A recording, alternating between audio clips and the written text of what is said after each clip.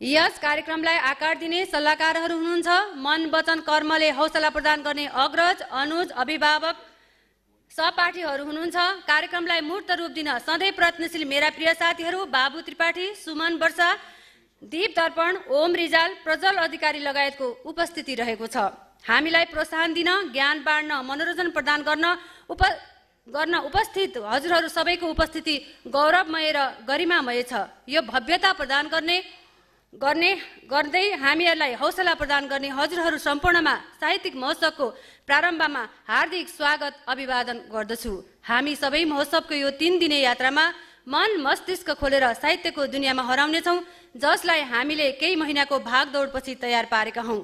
मलाई विश्वास छ प्रेरणा प्रज्ञा उत्सुकता र आनन्दले भरिएको यो महोत्सव पक्कै स्मरणीय हुनेछ। आज हजुरहरूको उपस्थितिद्वारा गौरवान्वित बनाउनु भएकोमा हृदय धन्यवाद दिँदै पुनः स्वागत गर्दछु। स्वागतम स्वागतम सुस्वागतम शब्दको चमत्कारिक यात्राको सुरुवात गरौँ। धन्यवाद।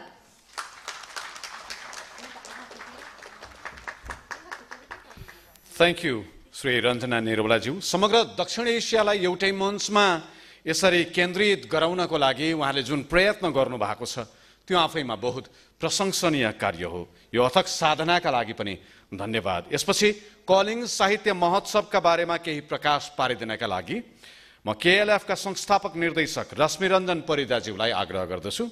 Please welcome mister Rashmiranjan Parida.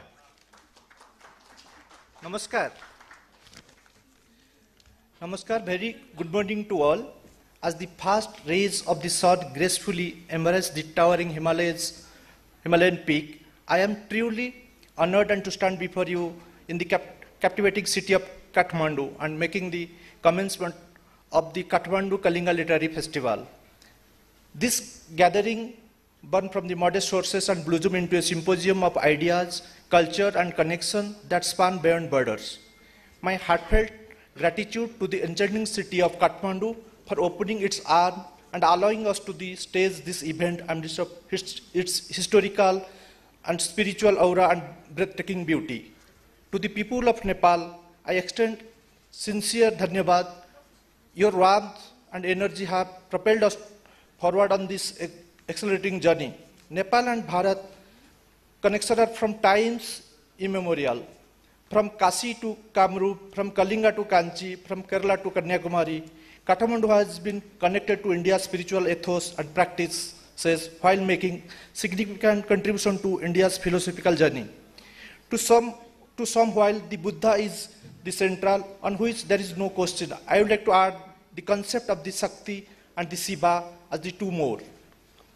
Ancient Kalinga has been connected to ancient Nepal. Ashoka's conversion to Buddhism after the war of Kalinga and spread of Buddhism from Kalinga to Sri Lanka and to Thailand, then to other part of the world. It's part of its celebrated history. From ancient times, Nepal and Kalinga have shared a bond of mutual respect and collaboration. Historical records and inscriptions indicate that these two regions, those geographically distinct, often interacted through cultural and spiritual exchanges. One of the most profound links between Nepal and Kalinga centers around the realm of spirituality. The iconic Jagannath temple in Puri, Odisha is not just a significant pilgrimage for the people of India, but holds immense importance to the Nepal people as well. The Nepal-Kalinga relationship is an emblem of how two distinct regions can be united through shared history, culture, and spirituality. Their interactions spanning across centuries stand as a testament of the timeless nature of human connection and shared reverence. The legacy of their bond reminds us of the richness of South Asian histories and the tapestry of relationships that have shaped its landscape.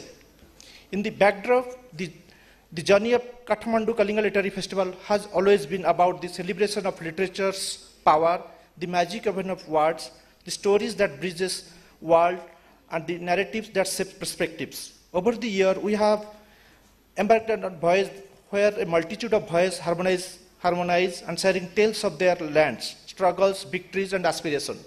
Today at Kathmandu Kalinga Literary Festival, we stand ready to experience this fusion of voices, seamlessly blending the local with global and merging ancient wisdom with contemporary thought and practices.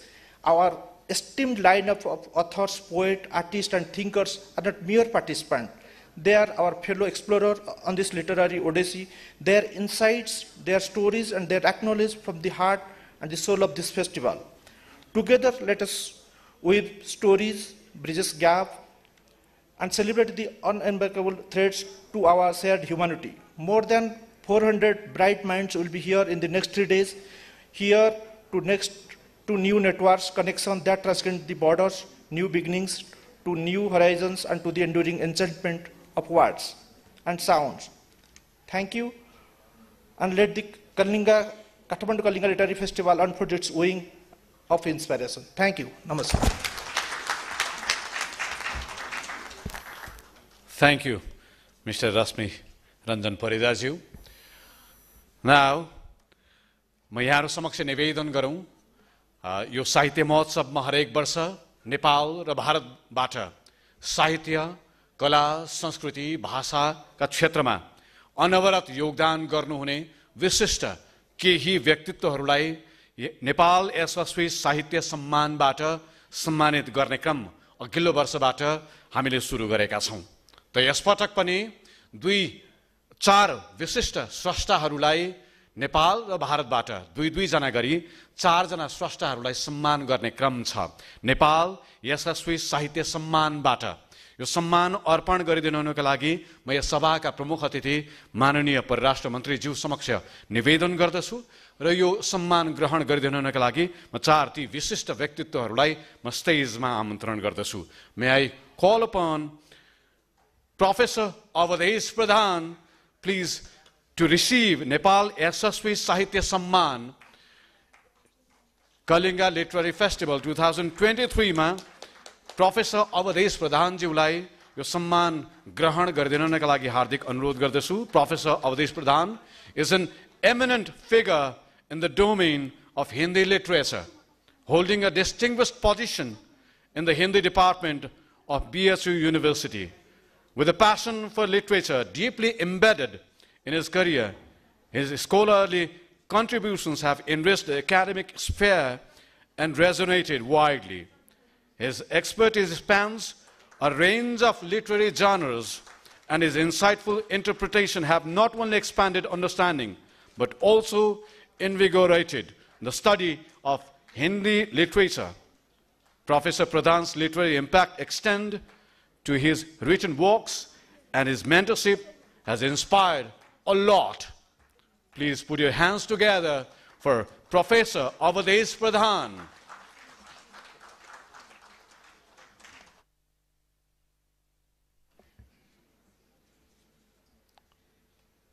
Thank you.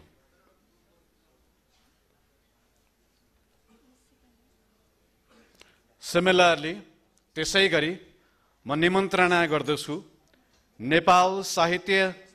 Nepal यशस्वी साहित्य सम्मान ग्रहण गरिदिनुहुनका लागि भारतबाट प्रतिष्ठित कलाकार, अभिनेत्री, कवि Shri Divya Dutta.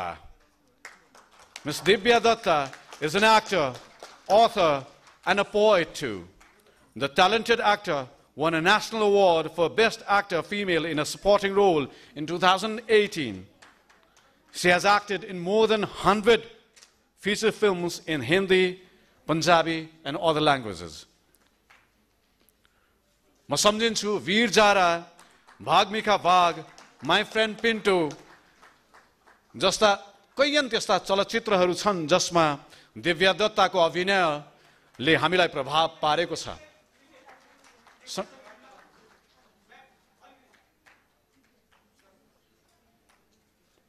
Divya had 4 releases back-to-back during the lockdown, including web shows.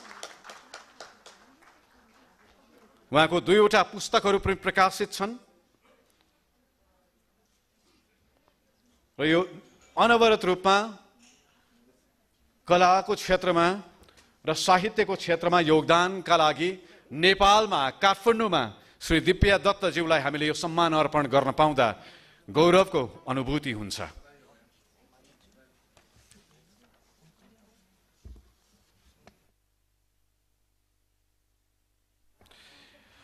र यसैगरी नेपाल यशस्वी साहित्य सम्मान ग्रहण गरिदिनु हुनका लागि म हार्दिक अनुरोध गर्दछु प्रोफेसर डाक्टर माधव प्रसाद पोखरेलज्यूलाई। Professor doctor Madhav Prasad Pokhrel. Dr. Pokhrel is a retired linguistics professor at Tribhuvan University in Nepal. He had a PhD in linguistics. Pokhrel's contribution to language and linguistics is immense. He has published extensively on Nepali linguistics and literature. His work has focused on the history of Nepali language. Some of the notable publications are translation of Ramayana into Nepali, translation of Mahabharata into Nepali. Pokhrel is a respected scholar and a leading expert in Nepali linguistics and literature. हामीलाई यसरी यहाँ समक्ष यो सम्मान अर्पण गर्न पाउँदा गौरवको अनुभूति हुन्छ। प्राध्यापक डाक्टर माधव प्रसाद पोखरेलज्यू स्वीकार गरिदिनु भएकोमा हार्दिक कृतज्ञता अर्पण गर्दछौं। यसैगरी नेपाल यशस्वी साहित्य सम्मानबाट हामी अर्का एकजना विशिष्ट व्यक्तित्वलाई सम्मान गर्न लागिरहेका छौं। नेपालबाट उठेर साउथ एसिया दक्षिण एसिया मात्र होइन ग्लोबल स्टारका रूपमा आफूलाई परिचित गराउनु भएका श्री मनिषा कोइरालाज्यू त उहाँको उपस्थिति भइसकेको छैन। उहाँको उपस्थितिपछि हामी उहाँलाई सम्मान अर्पण गर्नेछौं।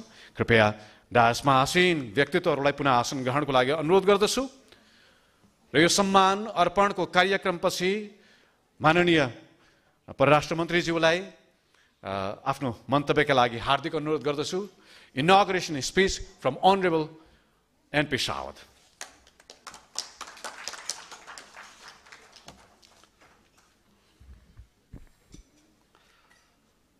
कलिंगा लिटरेरी फेस्टिवल का आदरणीय अध्यक्षज्यू, यो कार्यक्रम का अध्यक्षज्यू, हाम्रो यो कार्यक्रम को डाइरेक्टर र कोअर्डिनेटर रञ्जना जी, हाम्रा विशिष्ट अतिथि डाक्टर विवेक देब्रोय जी,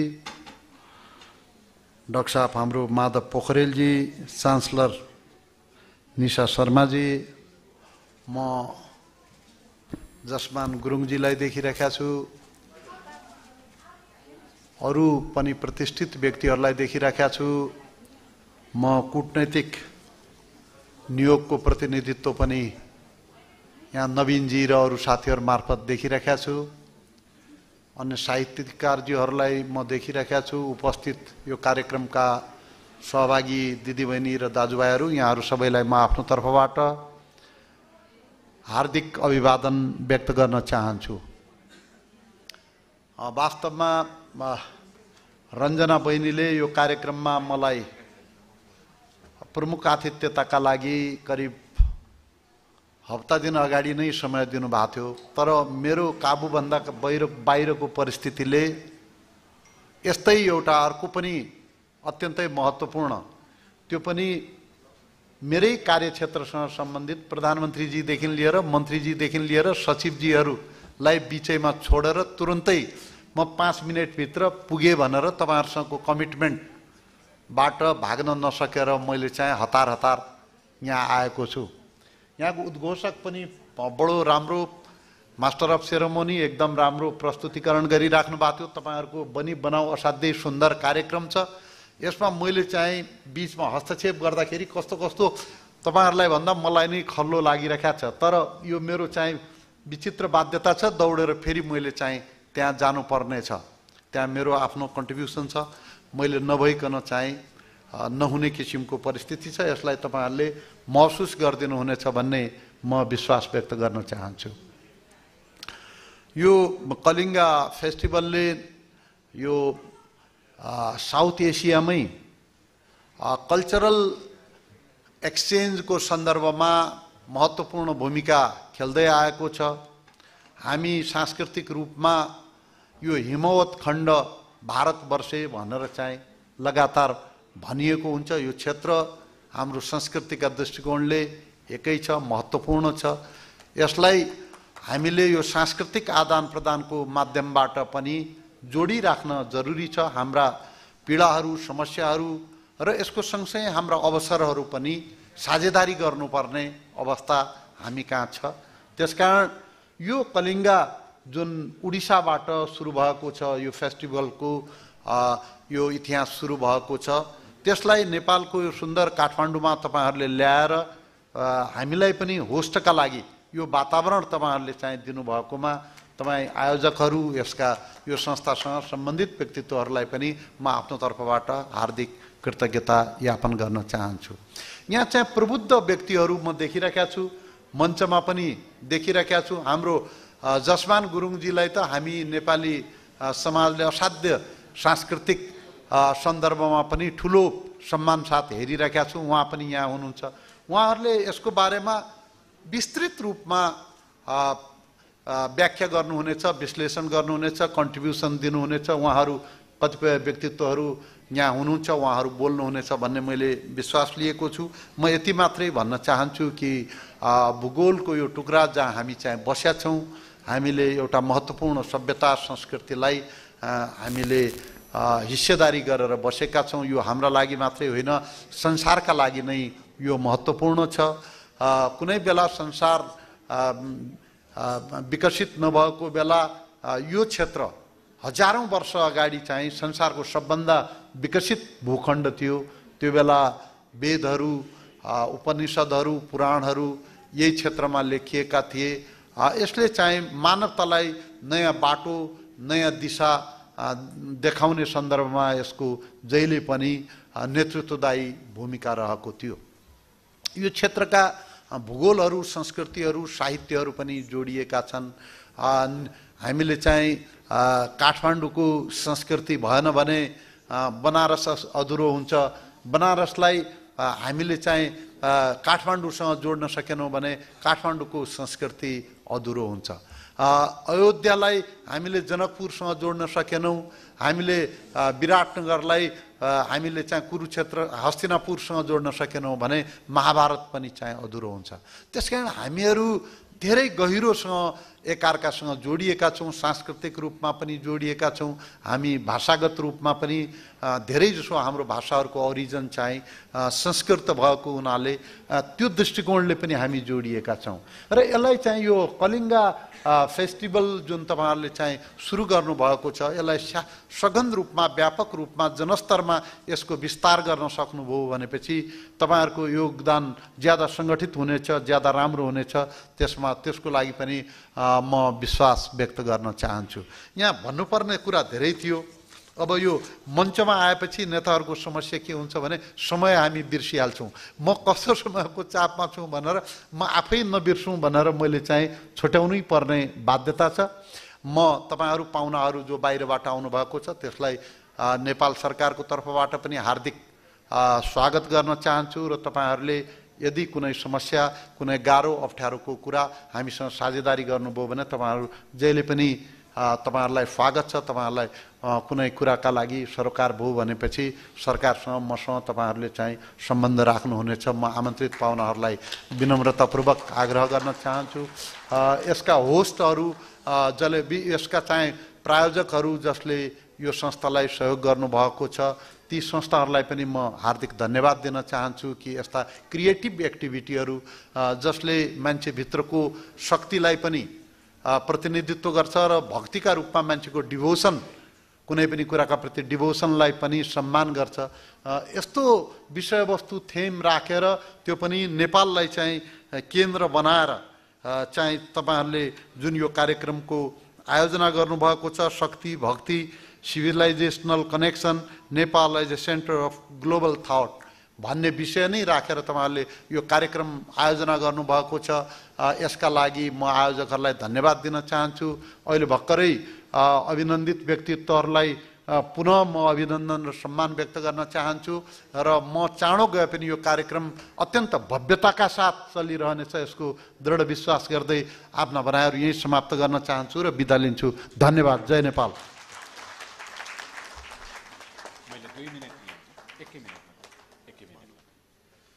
प्रमुख अतिथिज्यूको 1 मिनट समय अझै छोडेर म हाम्रा सपोर्टर्सहरू स्पोन्सर्सज्यूहरूलाई सम्मान गरिदिनुको लागि अनुरोध गर्दछु। सूर्य नेपालबाट श्री रवि रायवरमज्यूलाई म धन्यवाद स्वरूप सम्झनाको चिनो अर्पण गरिदिनुको लागि अनुरोध गर्दछु।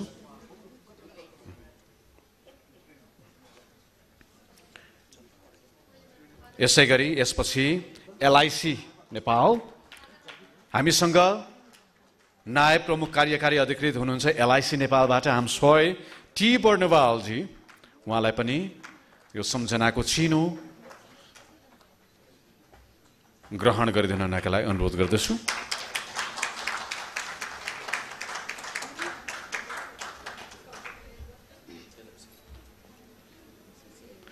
यसै गरी ओडिसाको एलआईसी नेपाल श्री टी बर्नवालज्यू, नायब प्रमुख कार्यकारी अधिकृत श्री टी बर्नवालज्यू। यसै गरी साउ युनिभर्सिटी ओडिसाबाट सिनियर अफिसियल श्री प्रीतम नायकज्यूलाई म स्टेजमा आमन्त्रण गर्दछु। शिक्षा ओ अनुसन्धान युनिभर्सिटी ओडिसाबाट श्री प्रीतम नायकज्यू।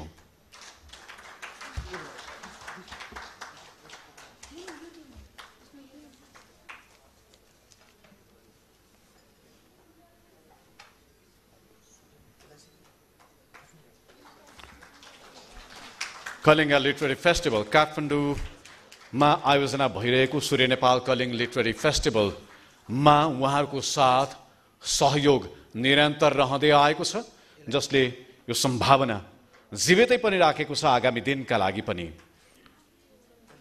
LIC Nepal Shri T बर्नवालज्यू।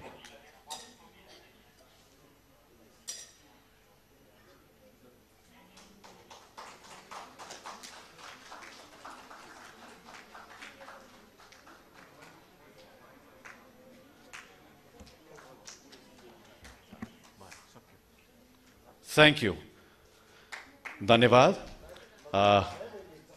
प्रमुख अतिथिज्यूलाई कृतज्ञताका साथमा एकपटक जोरदार तालीका साथमा हामी बिदा गरौँ। यो भव्य सभ्य समारोहमा उपस्थिति आफै पनि काफी छ, यसका लागि धन्यवाद छ र हामी यो समुद्घाटन समारोहमा अघि बढ्दछौँ।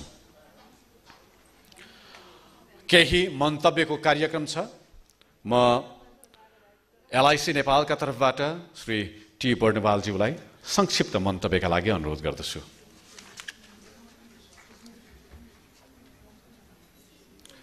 Thank you.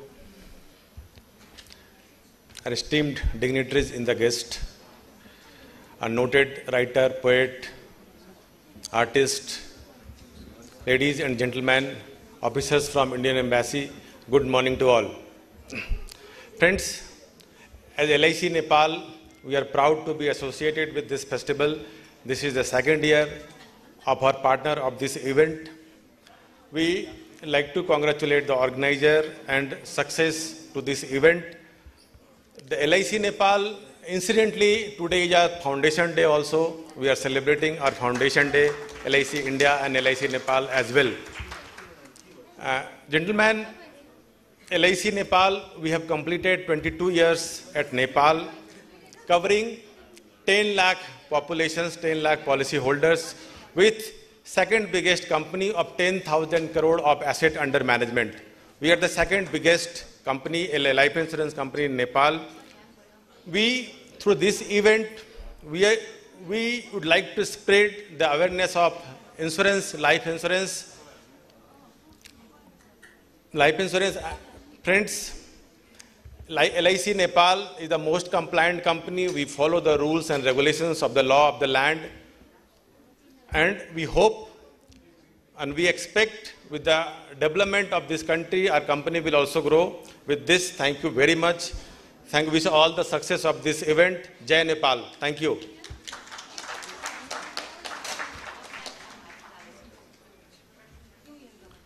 Thank you, Mr. Bernawal. LIC Nepal, Surya Nepal, जस्ता संस्थाहरू छन्, कम्पनीहरू छन्, जसले निरन्तर साहित्य, कला संस्कृतिको उन्नयनमा आफ्नो तर्फबाट योगदान गरिराख्नु भएको छ। यसका लागि म धन्यवाद अर्पण गर्दछु।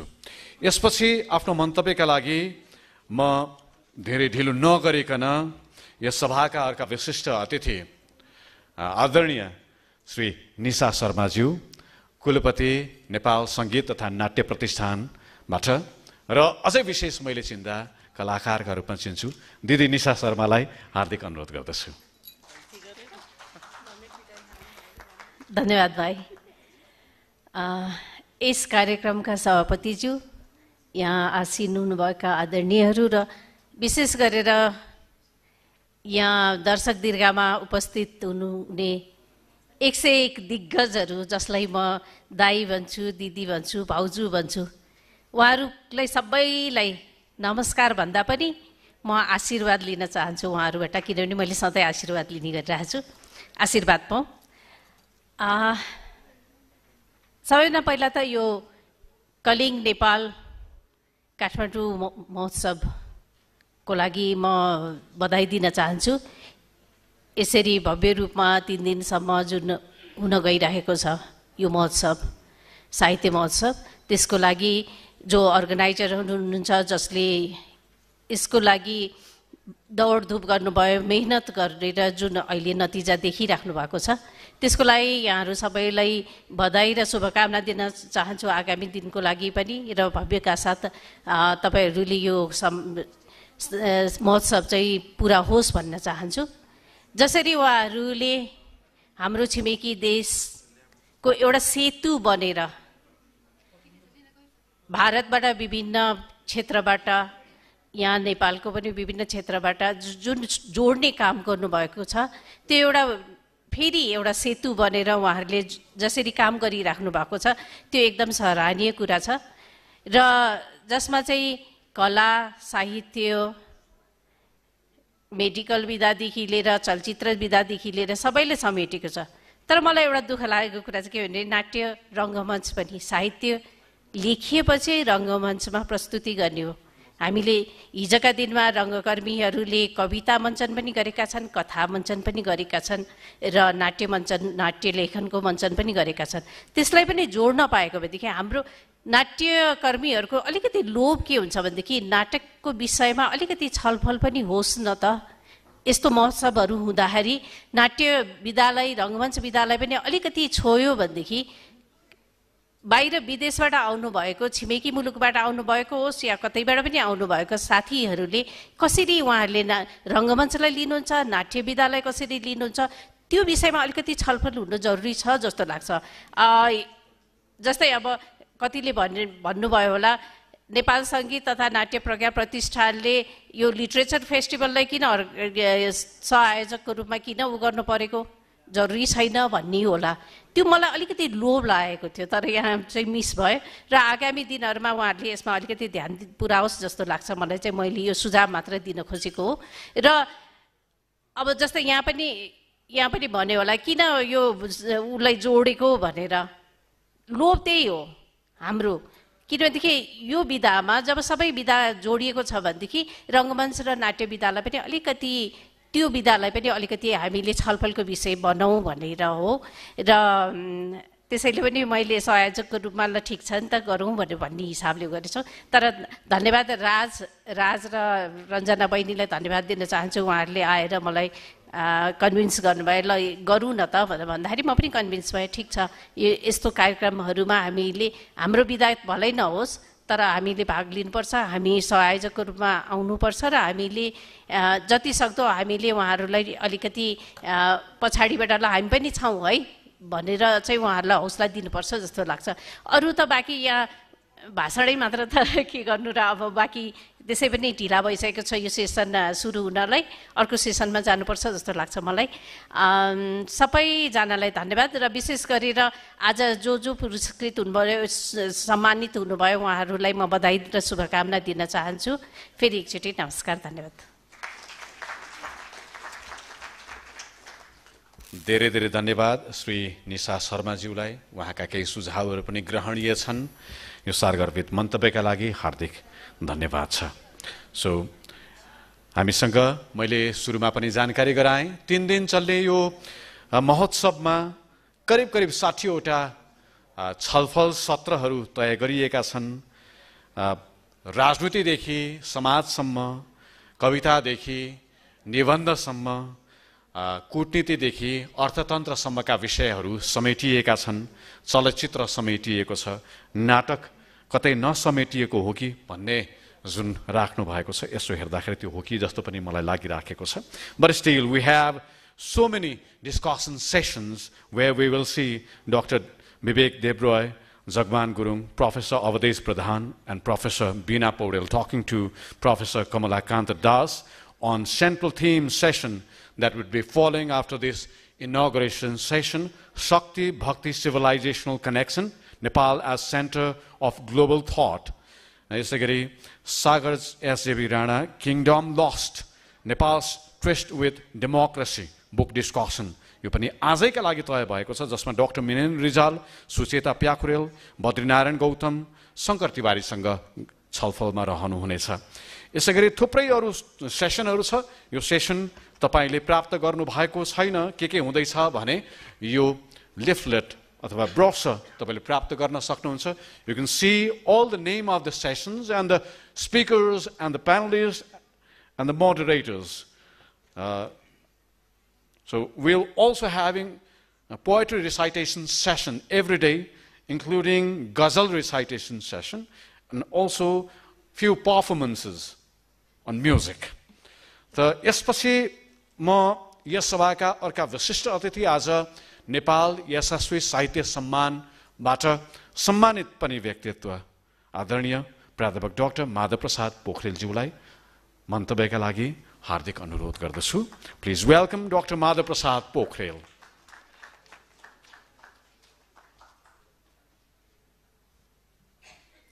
सबै सहभागीलाई नमस्कार। Since I am a linguist, I think I should do justice to the participants, since the participants of different countries of South Asia have been participating in this conference. I am obliged to speak a little bit English, and since Nepali is my mother tongue and the language of nation, and I may be bilingual from time to time. So the directors of the session and the NKLF,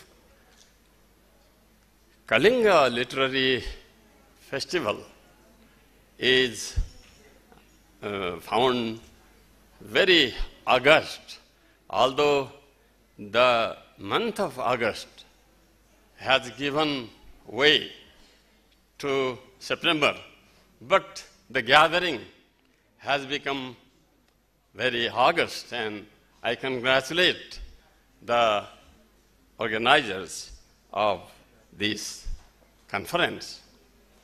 Kalinga, in fact, is the historical name of the place which is more or less equates with today's Odisha.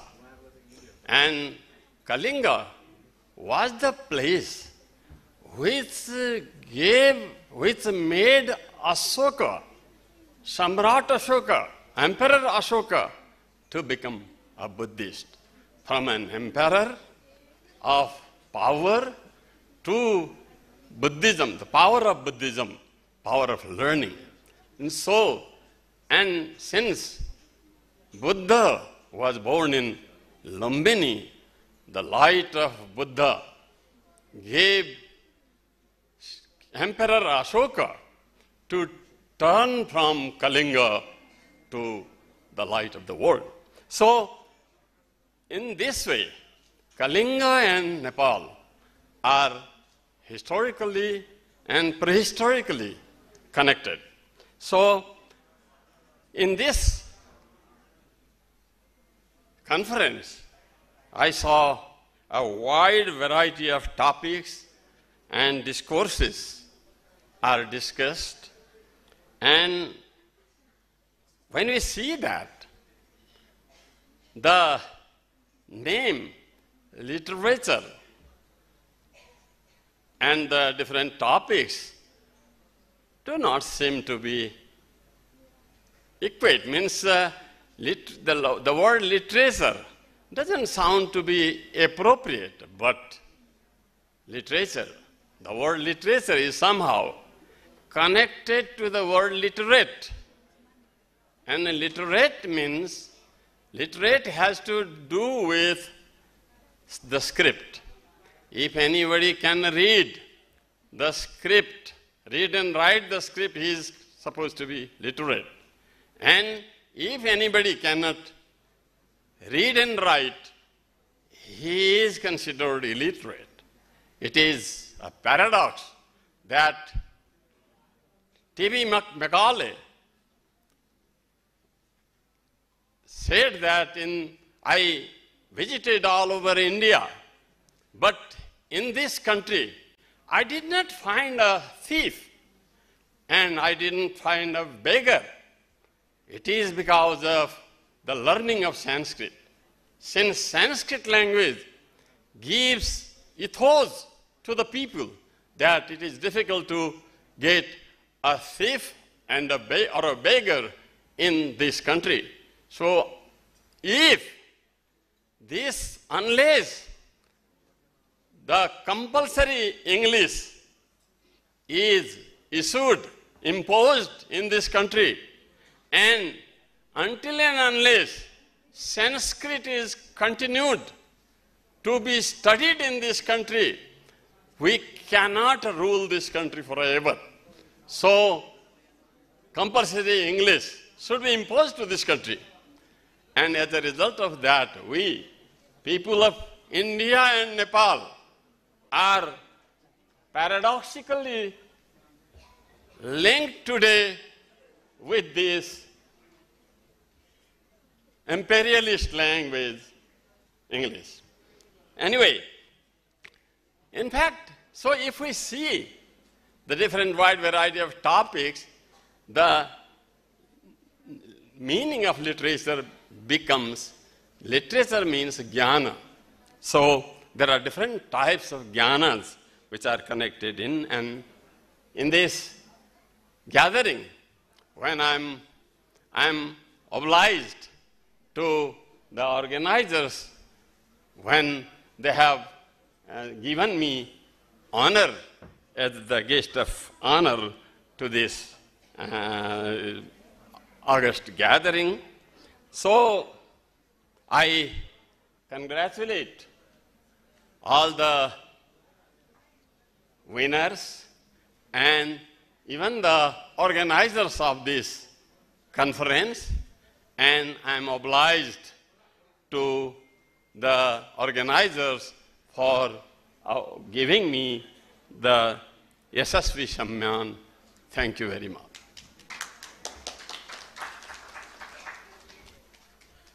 Thank you, Professor Dr. Pokhrel, for his wonderful speech. धन्यवाद छ, हार्दिक कृतज्ञता पनि जाहेर गर्दछु सम्मान ग्रहण गरिदिनु भएकोमा पनि। र यसपछि संक्षिप्त मन्तव्यका लागि म निमन्त्रणा गर्दछु सूर्य नेपाल प्रालिका म्यानेजिङ डाइरेक्टर श्री रवि रायवरम ज्यूलाई। Mister Ravi Rayavaram on the stage.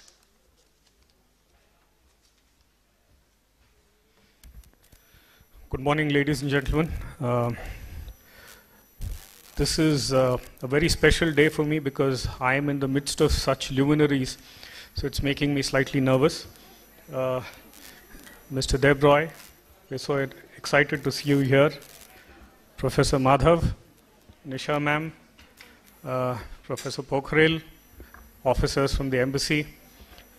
We at Surya Nepal are very privileged and honored to be associated with the Kalinga Literary Festival. This is the second year in a row that we are associated with KLF. We've always believed that Nepal's culture and diversity should be enhanced and awareness should be spread. So this is one very small intervention from us. I must also tell you that we are also supporting a musical instrument that is very, very close to Nepal's heart and very deeply entrenched in Nepal's culture called the sarangi. And you will also hear about the sarangi festivals that are going on in Nepal at various centers. I'm here to wish the event every success. This is an opportunity to interact with the best minds across both Nepal and India, and I do hope everybody who's present here in this event over the next 3 days will be culturally enriched. Thank you very much. Thank you, Mr. Ravi Rayavaram, MD of Surya, Nepal, and also thank you for putting your hands together with Kalinga Literary Festival to make it a success. र यसपछि अब एउटा अर्को सम्मानको चरण छ। म यहाँहरूलाई जस्ताको तस्तै वाचन गरी पनि सुनाउँछु। यशस्वी प्रज्ञा प्रतिष्ठानको यो विज्ञप्ति पनि हो। यस प्रज्ञा प्रतिष्ठानले 2069 सालभित्र प्रकाशित भएका विभिन्न विधाका पुस्तकहरूलाई यशस्वी पुस्तक अवार्ड प्रदान गर्नका लागि पुस्तक आह्वान गरेकोमा यस प्रज्ञा प्रतिष्ठानलाई प्राप्त भएका पुस्तकहरूमध्ये निर्णायक समितिको सिफारिस अनुसार तपसिलमा उल्लेखित 10 पुस्तकहरूलाई यशस्वी बुक अवार्ड प्रदान गरिनेछ। अवार्ड आउँदो भदौ 15 गते शुक्रबार काठमाडौँ कलिङ साहित्य महोत्सवका दिन होटल हिमालयमा प्रदान गरिनेछ। अर्थात् ती 10 वटा पुस्तकहरू र ती पुस्तकका लेखकहरूलाई अबको क्रममा सम्मान गर्ने क्रम छ। यो अवार्डको नाम हो यशस्वी पुस्तक अवार्ड। यो अवार्ड वितरण गरिदिनु हुनका लागि यस सभाका विशिष्ट अतिथि डाक्टर विवेक देब्रोयज्यू, सँगसँगै यशस्वी प्रज्ञा प्रतिष्ठानका अध्यक्ष श्री रञ्जना निरौलाज्यूलाई हार्दिक अनुरोध गर्दछु, भोलिन्टियर साथीहरूलाई अनुरोध गर्दछु सहयोगका लागि। So we are handing over this 10 awards to the 10 writers of the books as यशस्वी पुस्तक अवार्ड। म नाम लिँदै जान्छु, कृपया लेखक ज्यूहरूलाई सम्मान ग्रहण गरिदिनका लागि, अवार्ड ग्रहण गरिदिनका लागि अगाडि निमन्त्रणा गर्दछु। सबैभन्दा पहिला आख्यान तर्फबाट, उपन्यासका तर्फबाट ऐठन उपन्यास पुरस्कृत हुनेछ। यशस्वी पुस्तक अवार्डबाट लेखक विवेक ओझाज्यूलाई यो अवार्ड ग्रहण गरिदिनका लागि स्टेजमा आमन्त्रण गर्दछु। आदरणीय श्री विवेक देब्रोयज्यूलाई पनि हार्दिक अनुरोध गर्दछु यो अवार्ड हस्तान्तरण गरिदिनका लागि। प्राध्यापक डाक्टर पोखरेलज्यूलाई पनि साथ दिनको लागि अनुरोध गरेँ मैले। ऐठन यस वर्षको यशस्वी पुस्तक अवार्डबाट सम्मानित आख्यानतर्फ विवेक ओझाको ऐठन।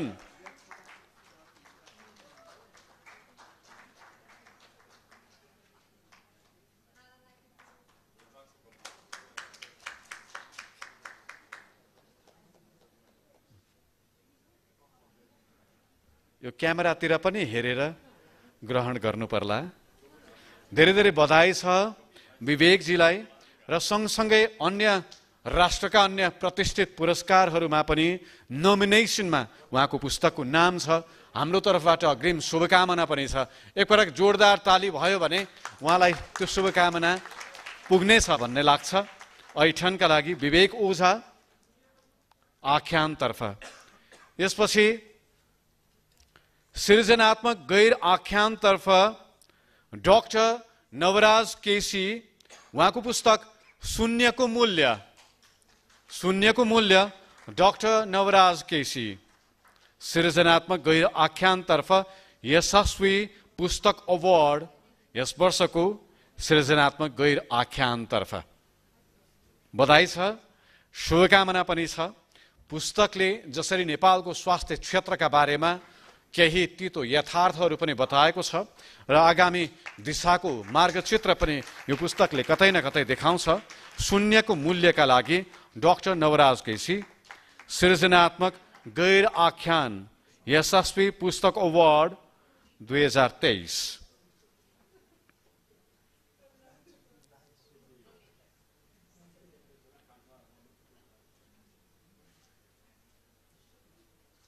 बधाई छ। यसपछि कथा विधातर्फ रेणुका जीसीको सनेस, रेणुका जीसी कथा विधातर्फ सनेस यशस्वी पुस्तक अवार्डबाट यसपटक कथा विधातर्फ सम्मानित पुस्तक सनेस। उहाँ आउँदै गर्दा तपाईँको कलकल ध्वनि सहितको ताली बज्यो भने उहाँलाई अलिकति अझै ऊर्जा पनि हुन्छ, यो सम्मान ग्रहण गर्न मजा पनि हुन्छ। रेणुका जीसीज्यूलाई तपाईँको कलम अनवरत रूपमा अझै सृजनात्मक तवरले अघि बढोस्, हाम्रो तर्फबाट शुभकामना सहित सनेसका लागि बधाई र शुभकामना सहित यशस्वी पुस्तक अवार्डबाट सम्मान।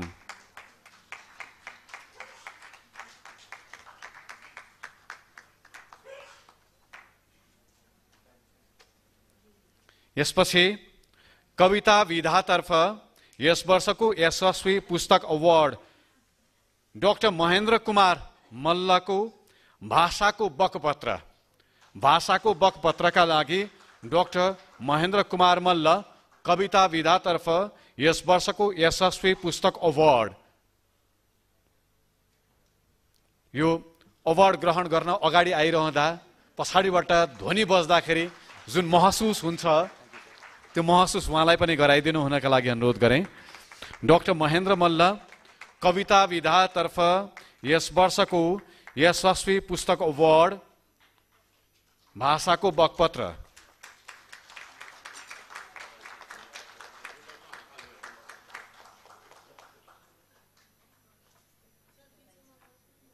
हार्दिक बधाई तथा शुभकामना।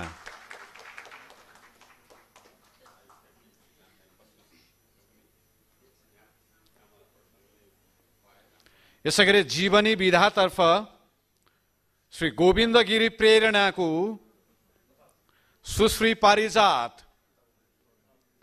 सुश्री पारिजातका लागि जीवनी विधातर्फ श्री गोविन्द गिरी प्रेरणाज्यूलाई यस वर्षको यशस्वी पुस्तक अवार्ड। उहाँको उपस्थिति आज छैन, हाम्रो तर्फबाट शुभकामना छ। अमेरिकासम्म यो पुर्याउन सकिएला त सकियो भने पठाइदिउँ, उहाँको हातसम्म नभए कुरौँला, ठिकै छ। उहाँलाई हाम्रो तर्फबाट शुभकामना। ताली बजेको थाहा पाउनु भयो भने उहाँ गौरव गर्नुहुन्छ होला। यसै गरी बाल साहित्यतर्फ अनुराधा छमछमको छमछमीका लागि श्री अनुराधा,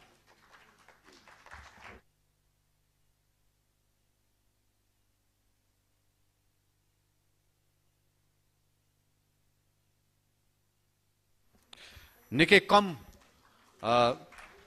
ले बाल साहित्यमा कलम चलाउने गर्नुहुन्छ। विस्तारै यो क्रम बढ्न त बढिराखेको छ, तर छमछमको छमछमी जस्ता पुस्तक र अनुराधाज्यूको कलम जस्तै अरूको पनि चल्नुपर्ने छ। बाल साहित्यतर्फ यस वर्ष त्यो विकट विधाका लागि उहाँको योगदानका लागि पनि यशस्वी सम्मान, यशस्वी पुस्तक अवार्ड श्री अनुराधाका लागि।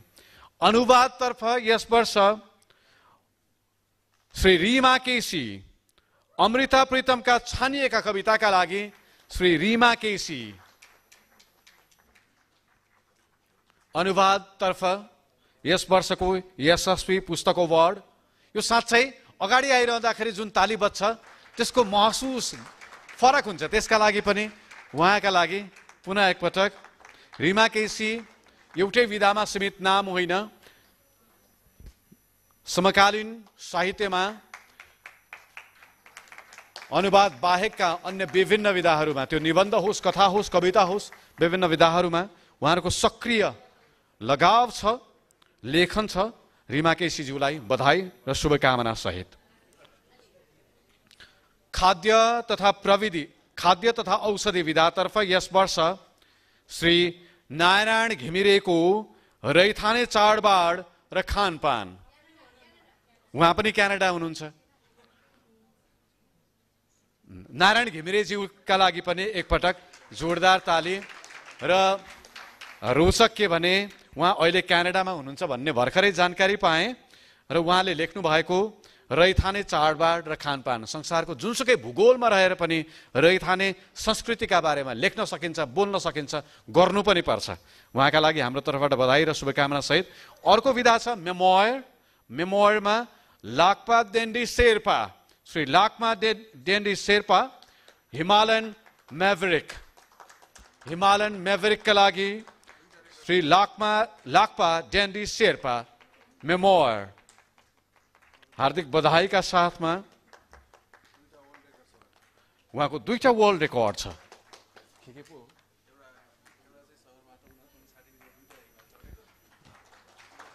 दुईवटा विश्व रेकर्ड उहाँका नाममा दर्ज छ भन्ने जानकारी छ, मेरो अध्ययन पुगेन।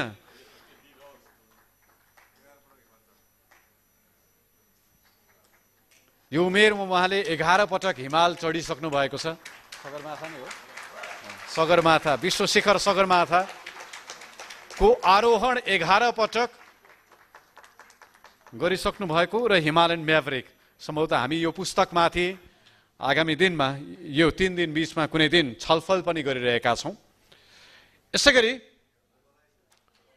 अंग्रेजी कवितातर्फ, पोएम तर्फ Sushant Thapa minutes of merit, minutes of merit का लागि सुशान्त थापा इंग्लिश पोएट्री, सुशान्त थापा यशस्वी पुस्तक अवार्ड। यसरी यस वर्षबाट यशस्वी प्रज्ञा प्रतिष्ठानले विभिन्न विधामा कलम चलाउने र कलम चलाइरहेका र यस वर्ष प्रकाशित, हरेक वर्ष प्रकाशित पुस्तकका लेखकहरूलाई यशस्वी पुस्तक अवार्डबाट सम्मान गर्ने क्रम सुरु गरेको छ। पहिलो वर्ष नै 10 कृतिहरूलाई यो अवार्ड प्रदान गरिएको छ। यसैगरी निर्णायक समिति गठन हुनेछ आगामी वर्ष पनि। निर्णायक समितिले आह्वान गर्नेछ र पुस्तकहरू दर्ता हुनेछन् र ती पुस्तक मध्ये उत्कृष्ट 10 वा त्योभन्दा बढी कृति र सर्जकहरूलाई सम्मान अर्पण हुनेछ। आदरणीय उपस्थित विशिष्ट महानुभावहरू, अतिथिहरूलाई पुनः आसन ग्रहणको लागि हार्दिक अनुरोध गर्दछु र हामी उद्घाटन समारोहको करिब अन्तिम चरणमा छौं। केही कार्यक्रम बाँकी नै छन्। म ढिलो नगरिकन may I request our guest of honor, Dr. Vivek Devroy, for his inaugural speech.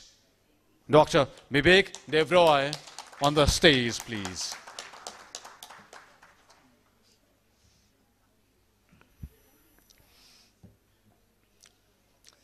सर्वेभ्यः नमः। मन्ये नेपाल देशे काष्ठमण्डप शहरे एतस्मिन् कार्यक्रमे संस्कृत भाषायां वार्तालापं करवामः।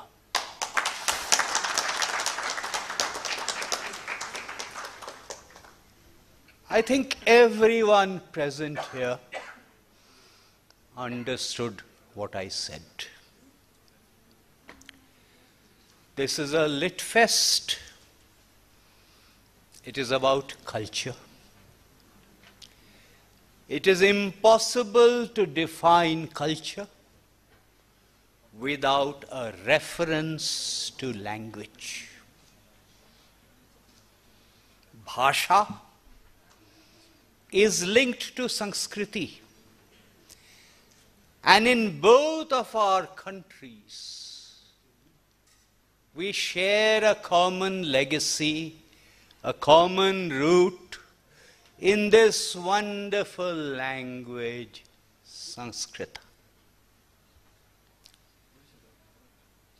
There was a famous Sanskrit poet named Bhartrihari. He wrote very terse, short, cryptic almost shlokas. And one of his famous shlokas says, Sahitya Sangeet Kala Vihina Manushya Rupe Pashu Puchya Vishana Hina. Someone who is devoid of Sahitya, Sangeet and Kala. May be human in form, but he is actually an animal, even though he does not possess a tail and horns. In the second half, he goes on to say that it's good that they don't eat grass, otherwise that would have been bad for animals. I congratulate the Kalinga Lit Fest for having ventured out of Bhubaneswar. I have attended it in Bhubaneswar. I am thankful to the organizers for inviting me here in Kathmandu. I think it is an opportunity not only to talk to each other, but also talk to the younger generation. I should not and cannot speak on behalf of Nepal, but certainly it is the case that in India, the younger generation is increasingly forgetting the roots. So it's an opportunity here to rediscover our common roots. I do not know how many of the younger generation know that in the colonial period, something known as the Asiatic Society was started in Kolkata. It started a series known as Bibliotheca Indica, and amongst various things, Bibliotheca Indica, courtesy the Asiatic Society, started to publish the Sanskrit texts of many Puranas. Except in our form of oral transmission of knowledge, writing came much later.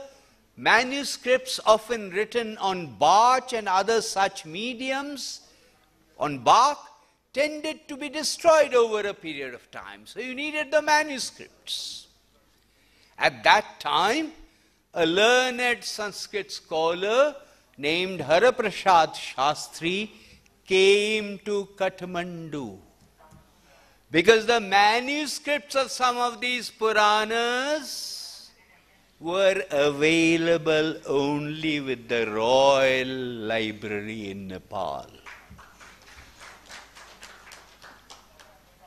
Mention was made of the Mahabharata and the Ramayana.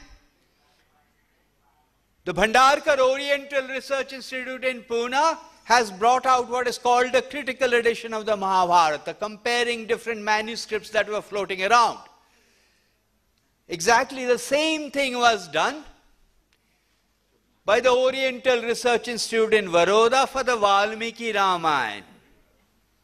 One of the main sources for the critical edition of the Valmiki Ramayana was the manuscript obtained from this city, this country.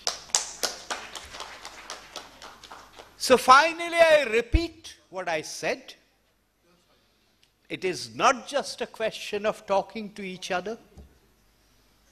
A lit fest, if it is going to leave a lasting imprint, has to disseminate to the younger generation that this is our parampara, this is our Sanskriti, this is our Sanskrit, this is our legacy. We need to know it before the West comes along and interprets it for us.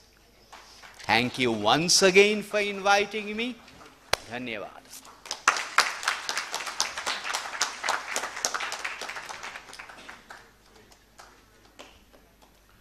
Thank you so much, Dr. Debroy. उहाँको उपस्थिति आफै नै पनि हाम्रो लागि निकै गौरवको विषय छ।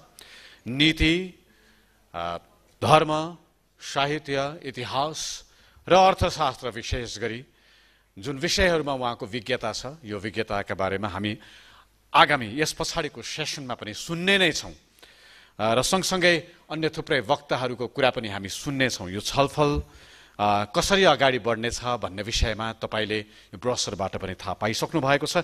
हाम्रा वक्ताका बारेमा परिचय The profiles of our panelists and speakers are also printed on this little book where you can find the pictures and our speaker's profile. So it's a wonderful book that you could take as a souvenir of this particular festival. Thank you so much, Dr. Debroy. Before we move on, हामीसँग केही सम्झनाका चिन्हहरू छन् जुन अर्पण गर्नुपर्नेछ. I would like to request Dr. Debroy and Dr. Pokhrel to join us to share this token of love to our supporters, and also Ms. Ranjana Nirola. यो ग्रहण गरिदिनको लागि म निमन्त्रणा गर्दछु. प्रतिनिधिहरू कोही उपस्थित हुनुहुन्छ भने श्री महालक्ष्मी डेभलपमेन्ट ब्याङ्कबाट कोही प्रतिनिधि हुनुहुन्छ भने हामीलाई यो साथ र सहयोगका लागि हाम्रो तर्फबाट सम्झनाको चिनो ग्रहण गरिदिनको लागि अनुरोध गर्दछु. स्टेजमा आमन्त्रण गर्दछु. Mahalaxmi development bank.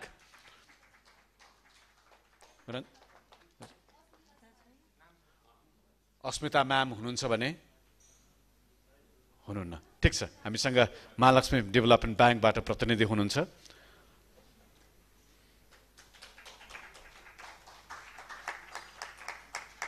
यसै गरी नबेल ब्याङ्क मनोज सर हुनुहुन्छ भने, अदरवाइज हामीसँग कोही प्रतिनिधि हुनुहुन्छ भने नबेल ब्याङ्क, नेपाल एयरलाइन्स, नेपाल एयरलाइन्सबाट युवराज सर आइपुग्नु भएको छैन. Rastriya Banijya bank, Rastriya Banijya bank, SBI bank, SBI bank. ठिक छ, उहाँहरूलाई हामी उहाँहरूको हातमै पुर्याउनेछौँ. Thank you so much. यसपछि हामी एउटा नृत्यको प्रस्तुतितर्फ जान्छौँ. त्यसकारण म अतिथिज्यूहरूलाई कृपया यो स्टेजबाट पहिलो हारमा आसन ग्रहण गरिदिनको लागि अनुरोध गर्दछु र भलिन्टियर साथीहरूलाई स्टेजमा रहेको यो कुर्सी र टेबलहरू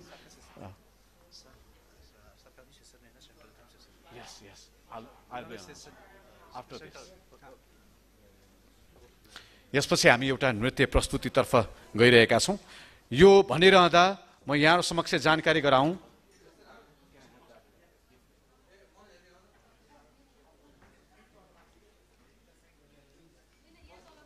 May I highlight some of our sessions to be going to be held on this particular hall. We'll have 2 halls and 2 parallel sessions will be going ahead. The first session in the hall 1 would be central theme session, Shakti Bhakti Civilizational Connection, Nepal as center of global thought. And Dr. Vivek Debroy, Jagman Gurung, Professor Avadesh Pradhan, Professor Beena Paudel will be talking to Professor Kamala Kant Das. Ordeal of Sita, Women's Struggle in South Asia. This would be the second session at 12 p.m. Charimaya Tamang, Divya Datta, Aruna Mohanty, Lily Wangchuk will be talking to Vandana Rag. Session 3 would be Versatility and Voice, the Divya Datta journey in Indian cinema. Sumit Sharma Samir will be in conversation with Ms. Divya Datta. And so many other sessions will be following.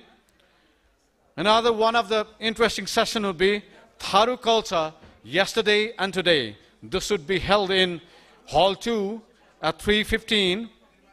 Krishnaraj Sarnahari, Shanti Chaudhary, Saraswati Chaudhary will be talking to Bunu Tharu. The Art of Lyricism, Transcending Boundaries is another session at 2:30 p.m. which will be held in Hall 2 and will be moderated by Uma Subedi, SP Koirala, Yuvraj Dhikari, Unnati Bohra Sila, Harka Saud will be talking to Uma Subedi. And today's session will be closed with 2 different and interesting sessions at 5:30 and 6:15. At 6:15, we'll be having the performance of Avilipsa Pandey, Har Har Sambhu. This is a famous artist from India, and we'll be having signature of time, the poetry reading session at 5:30 p.m. in Hall 2 at 5:30. So looking forward for those all sessions to be interesting and wonderful. So for the performance, we'll be having Kripa Bajracharya. She'll be performing Surya dance. Surya dance is a Buddhist ritual dance that has originated in Kathmandu Valley, Nepal. It's performed by Neva Buddhist priests known as Bajracharya. The dancers wear elaborate costumes and masks, and they perform the dance to represent the enlightened qualities of Buddhist deities. Surya dance is a sacred dance that is performed to promote peace and harmony. Please put your hands together for Kripa Bajracharya, who's performing Surya Nritya. Surya Nritya ka lagi ek patak punah jordar tale ka lagi hardik anurodh cha. Kripa Bajracharya.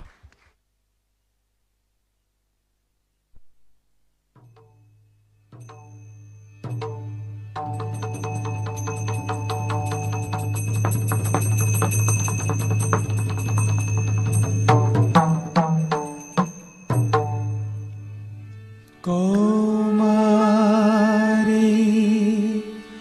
Rakta Varnabha Shakti Hasta Bhayanaki Trinetra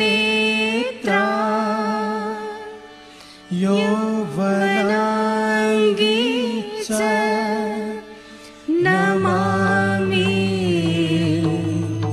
Shikhi Bahini Trinetra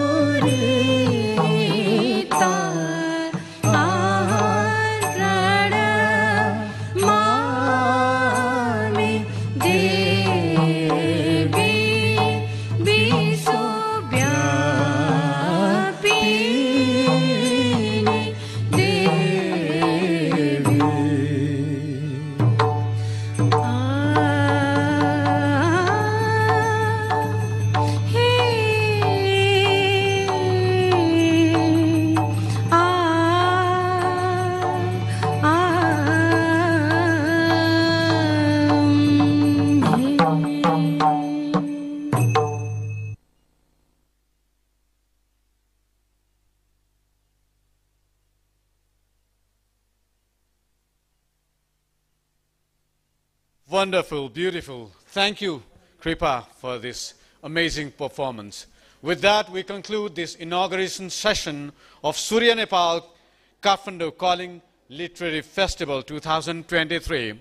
We'll be moving on to our sessions on both of the halls, Hall 1 and Hall 2.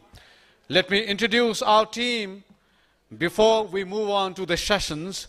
Rasmi Ranjan Pradhan, the founder and director of this festival. Ranjana Nirola was present on the stage, director and coordinator of this festival. We have Prachi Nayak, member, Raj Shah as a member, Babu Tripathi as a member, and Om Rizal, Suman Barsa, Deep Darpan, and Prajwal Adhikari as the member of organizing team. So we also have volunteers around, our guests from India, Bhutan, Bangladesh, and Sri Lanka, and abroad. Please find volunteers around if you have anything to ask about and need any kind of assistance so that they could help you. So you can ask anyone around. So to carry on the session, I'd like to request Mr. Prajwal Adhikari on Hall 2 and Suman Barsa on Hall 1. The first session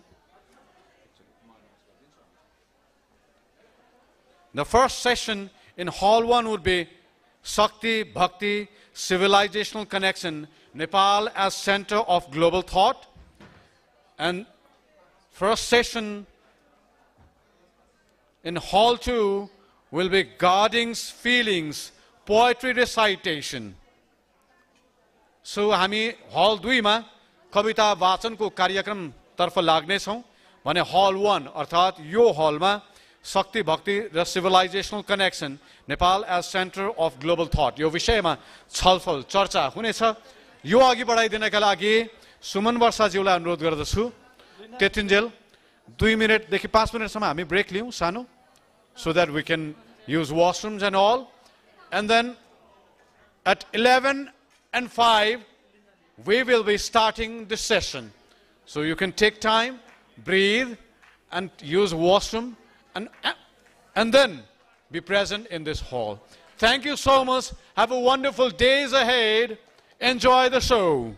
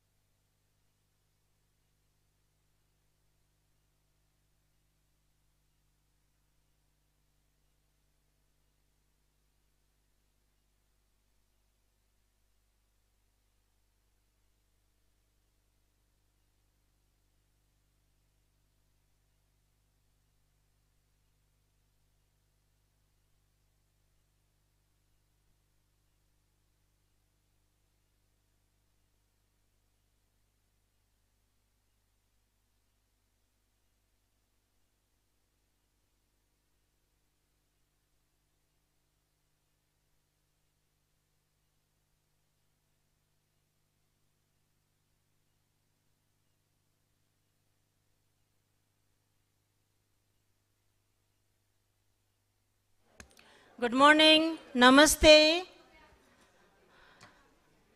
Yeah, very soon this session will be start. It will start 11:05 a.m. and I would like to request all our guests to be present here to receive what they are talking to us. Okay? Okay, thank you so much. If you like to go to the washroom, you can go. After 5 minutes, we will start the session. Thank you so much.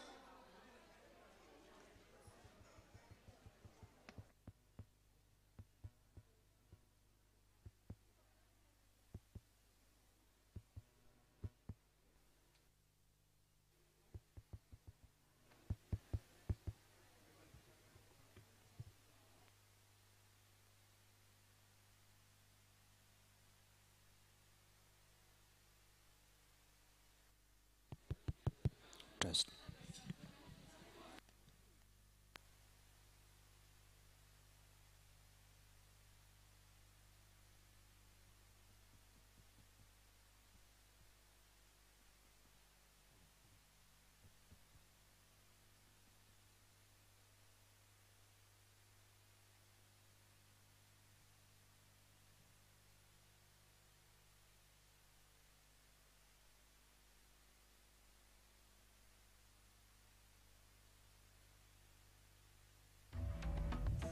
Nepal Kathmandu Kalinga Literary Festival presented by LIC Nepal 1st, 2nd and 3rd of September at Hotel Himalaya in activation of Surya Nepal in association with Yasasvi Pragya Pratishthan. HimalayDiary.com.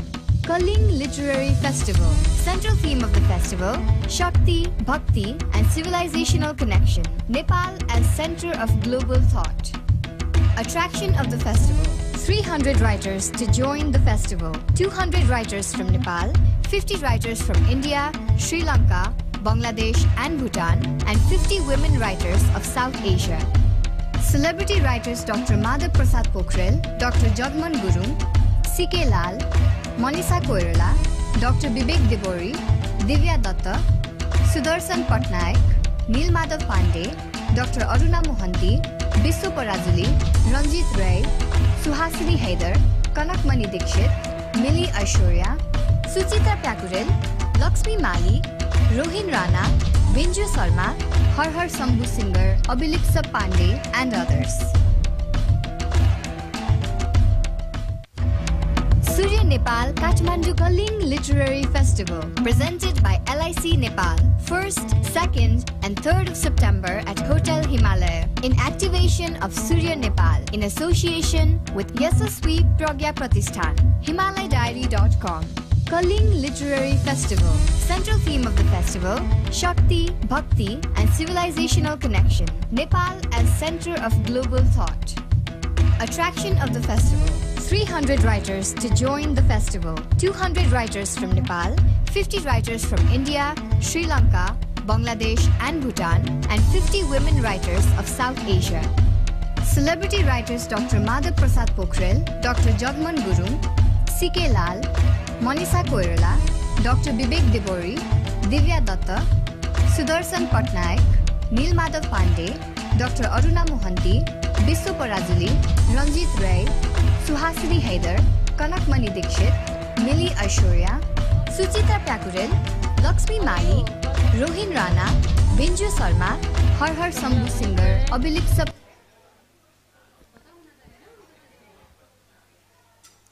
Namaskar. Good morning. And very soon we are going to start our first session, and which will be going to be very exciting. I know you all are waiting for that excitement. I'm going to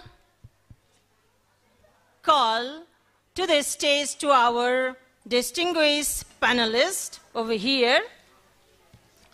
And the theme of this session is Shakti, Bhakti, Civilization Connection, Nepal is center of global thought. For this session, I am calling to our distinguished panelists. I would like to call to the stage Dr. Vivek Dobroy, Jew. He is a prominent Indian economist, scholar, and policy expert who is known for his significant contribution to economics, public policy, and literature. The author of several books on Indian mythology and religion, including the Mahabharata, the Ramayana, and the Bhagavad Gita, also known for his involvement and engagement with different government and public entities, now the chairperson of the Economic Advisory Council to the Prime Minister of India. I would like to give him a big round of applause.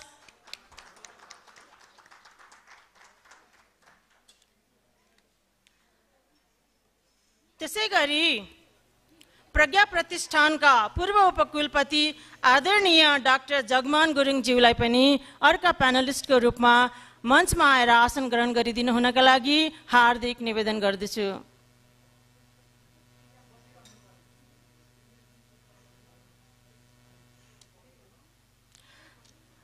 प्रज्ञा प्रतिष्ठानका पूर्व उपकुलपति आदरणीय doctor जगमान गुरुङज्यूलाई as a panelist of this session, I would like to call upon the stage Pradhapak Dr. Jagaman Gurungju.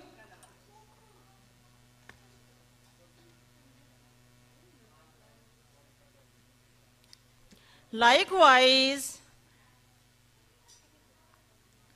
I would like to call Professor Avades Pradhanji to the stage for this session as a panelist.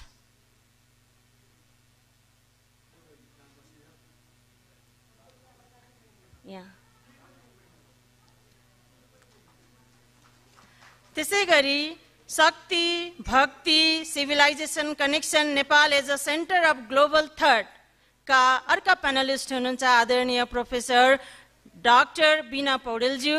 यहाँलाई पनि मञ्चमा आएर आसन ग्रहण गरिदिनु हुनका लागि हार्दिक निवेदन गर्छु। And this session is going to be so romantic and wonderful and exciting because of our moderator, Professor Kamala Kantadas. I would like to call him to the stage as a moderator.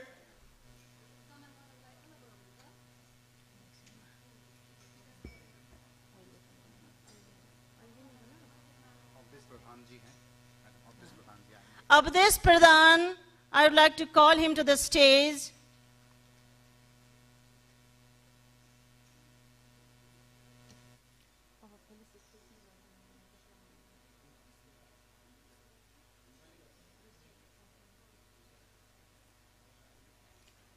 आदरणीय विश्वराज पौडेल सरलाई फेलिसिटेसनको लागि मञ्चमा आएर आसन ग्रहण गरिदिनु हुनका लागि म हार्दिक निवेदन गर्छु।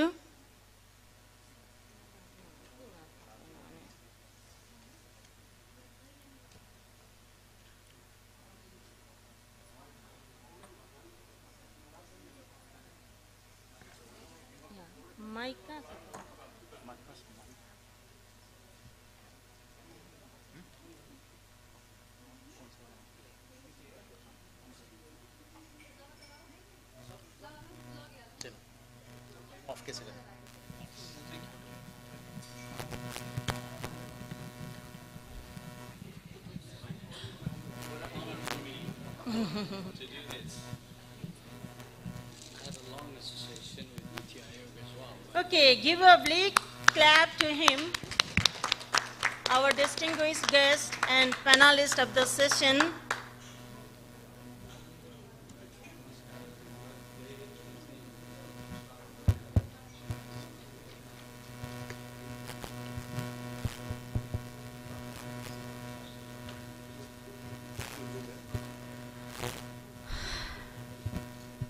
I am going to hand mic over to our moderator, Kamalakant Das. Thank you so much.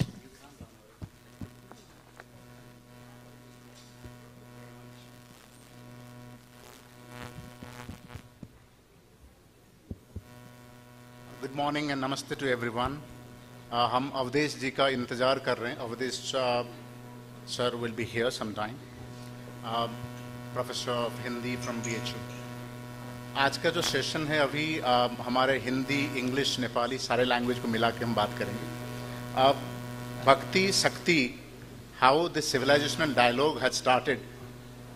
I think in the ancient context, we are not just looking at as countries, but we are looking at civilizational ethos. So in this context, the Indic ethos or civilization, how that has shaped or how that has actually subdued because of the way that the colonial masters made us to look. So we have all experts here who have anthropological understanding, archaeological understanding, linguistic understanding, cultural understanding, and also the effort that we are trying to have, decolonization. अभी एक decolonial eyesight की जरूरत है. Awadhesh sir आ गए हैं. Please, may I welcome you on stage, please.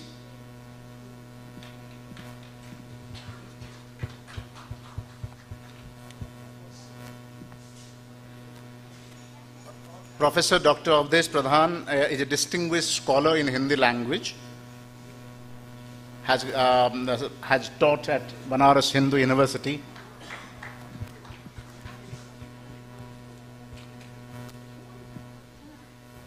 And a prominent scholar on Swami Vivekananda ji. eminent figure of the domain of Hindi literature, holding a distinguished position in Hindi department of VHU University, as a now retired.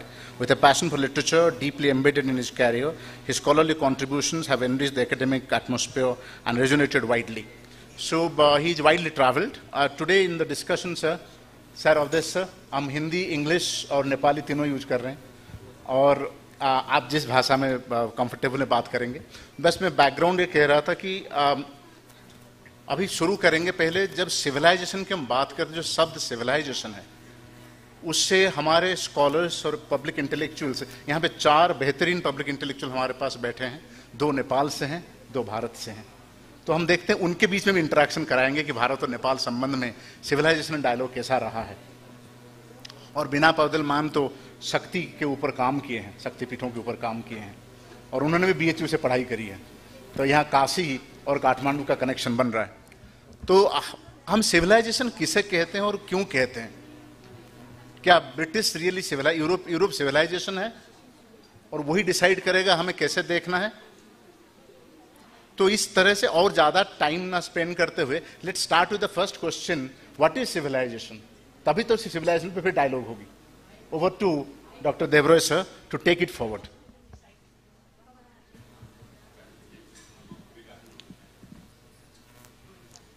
If you're going to ask me that question, then the first thing I would say is please do not use labels that have been imposed on us by the West. When you use the word civilization, automatically at the back of your mind, there is something like Huntington. There is a reason why I'm stressing this point. The reason I'm stressing this point is even when we have an event like this,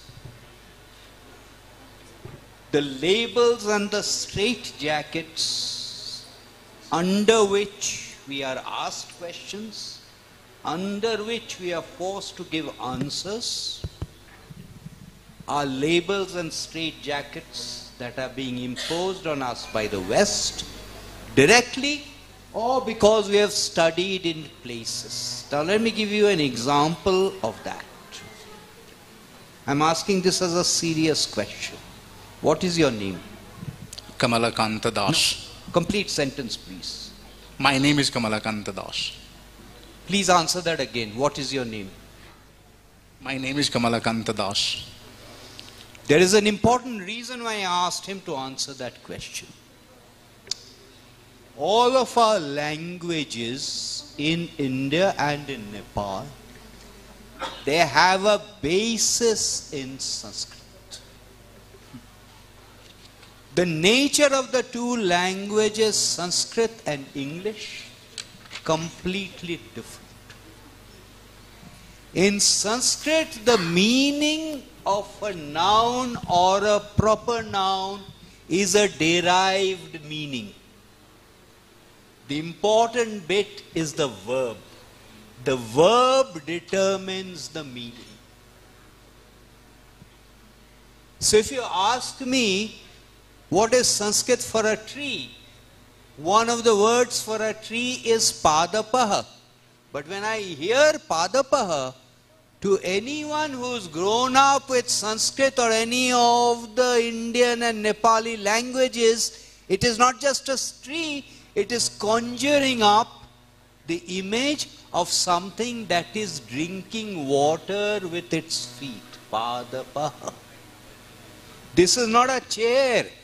This is asandaha, which is giving me a posture. Now the reason I'm stating that, I asked you what is your name, you said my name is this.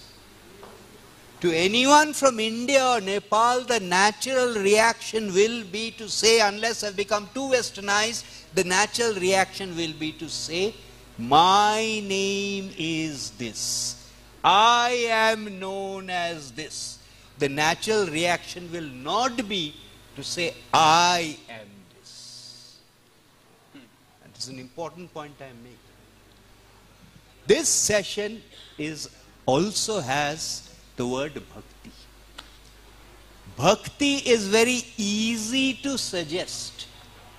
Bhakti is the most difficult of paths.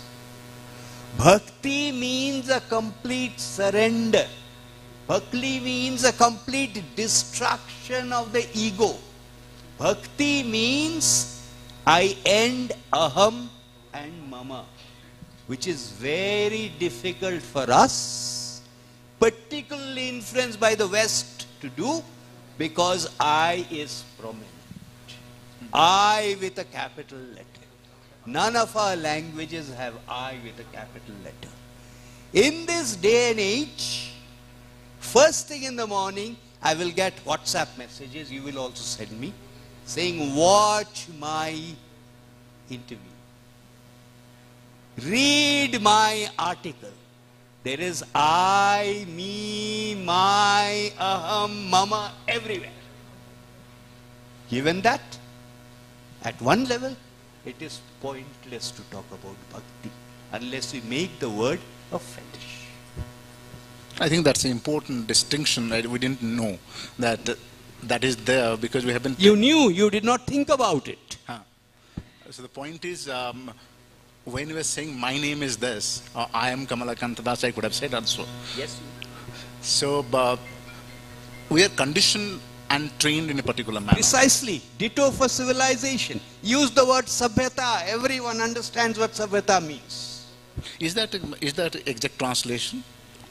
I'm not looking for an exact translation. They need to figure out what is an exact translation for sabhyata. I don't need to figure out what is an exact translation for civilization. For them. Okay. So we don't need. I think there are non-translatables. Yes. Let them be that way. And with this question in mind, I would go back to Dr. Gurung sir. आप सुन रहे हैं sir? अब सवाल ये है कि जो नेपाल महात्म्य है, उसमें बहुत डिस्कशन होता है कि नेपाल क्या है, नेपाल की कल्चर क्या है, नेपाल की हिस्ट्री क्या है, उसमें शिवा कैसे आते हैं, शक्तिपीठ कैसे बनते हैं, उसमें विष्णु जी कैसे आते हैं, लॉट ऑफ डिस्कशन। और उसमें जन्मेजय की जब ख़त्म होती है, यज्ञ ख़त्म होता है, तो जैमिनी ऋषि और उनके बीच में बातें होती है, तो वो कहते हैं, एक श्लोक है उसमें, मैं उस श्लोक को पढ़ता हूँ। उस श्लोक में कहते हैं कि नेपाल एक ऐसा धर्म स्थली है और ऐसा एक पुण्य स्थली, उसके बारे में मुझे बताइए। तो वो बहुत बड़ी व्याख्यान करते हैं और करीब 200-300 पेज की वो किताब है। तो उसके ऊपर कोई बड़ी रिसर्च मुझे नहीं लगता हुआ है। तो मैं ये चाहता हूँ कि उस श्लोक को पढ़ते हुए फिर आपको इन्वाइट करना चाहूँगा कि मैं पढ़ रहा हूँ। जैमिनी उवाच भगवन् सर्वधर्मज्ञं त्रिकालज्ञ मुनीश्वर त्वत् श्रुतानि सर्वाणि क्षत्राणि फलदानि च नेपाल च महाक्षेत्रं भक्ति मुक्ति फलप्रदं बद तत कीदृश्यं श्रोतुम् उत्सुकितं मम मनः। I am curious to know कि भक्ति और मुक्ति प्रदायिनी जो नेपाल क्षेत्र है उसके बारे में मुझे आप बताइए।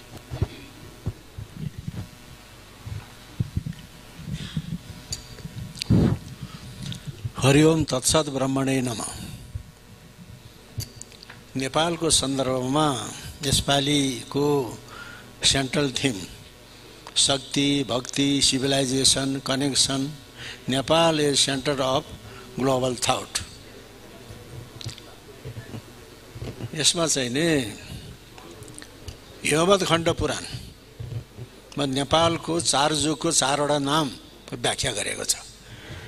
कृते सत्यवती गेया त्रेतायाम च तपोवती द्वापरे मुक्ति सोपान कलौ नेपालिका पुरी। कृते सत्ययुगमा सत्यवती, त्रेतायुगमा तपोवती, द्वापरमा मुक्ति सोपान, कलियुगमा नेपाल।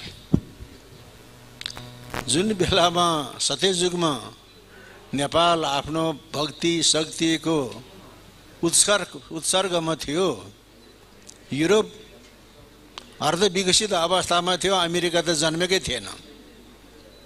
तर नेपाल हु इज हु भन्ने प्रोफाइल नभएको देश, माल पाएर चाल्न पाएको देश। अनि भक्ति नभइकन शक्ति हुँदैन। भक्ति के हो? भगवानको अनन्य शरणागति। अथवा श्रीमद् भगवत गीतामा योग भनेको कर्मयोग, सांख्य भनेको ज्ञान योग र भक्ति योग, र श्रीमद् भगवत गीताको विवेच्य विषय भनेको भक्ति योग हो। अर्जुनले भगवान कृष्णको शरणागतिमा गएपछि करिष्ये वचनम तब, हे भगवान म तिम्रो वचनको पालन गर्दछु, शरणागतिमा गयो। भगवान कृष्णको शरणागतिमा गयो। भक्ति भनेको त्यो हो।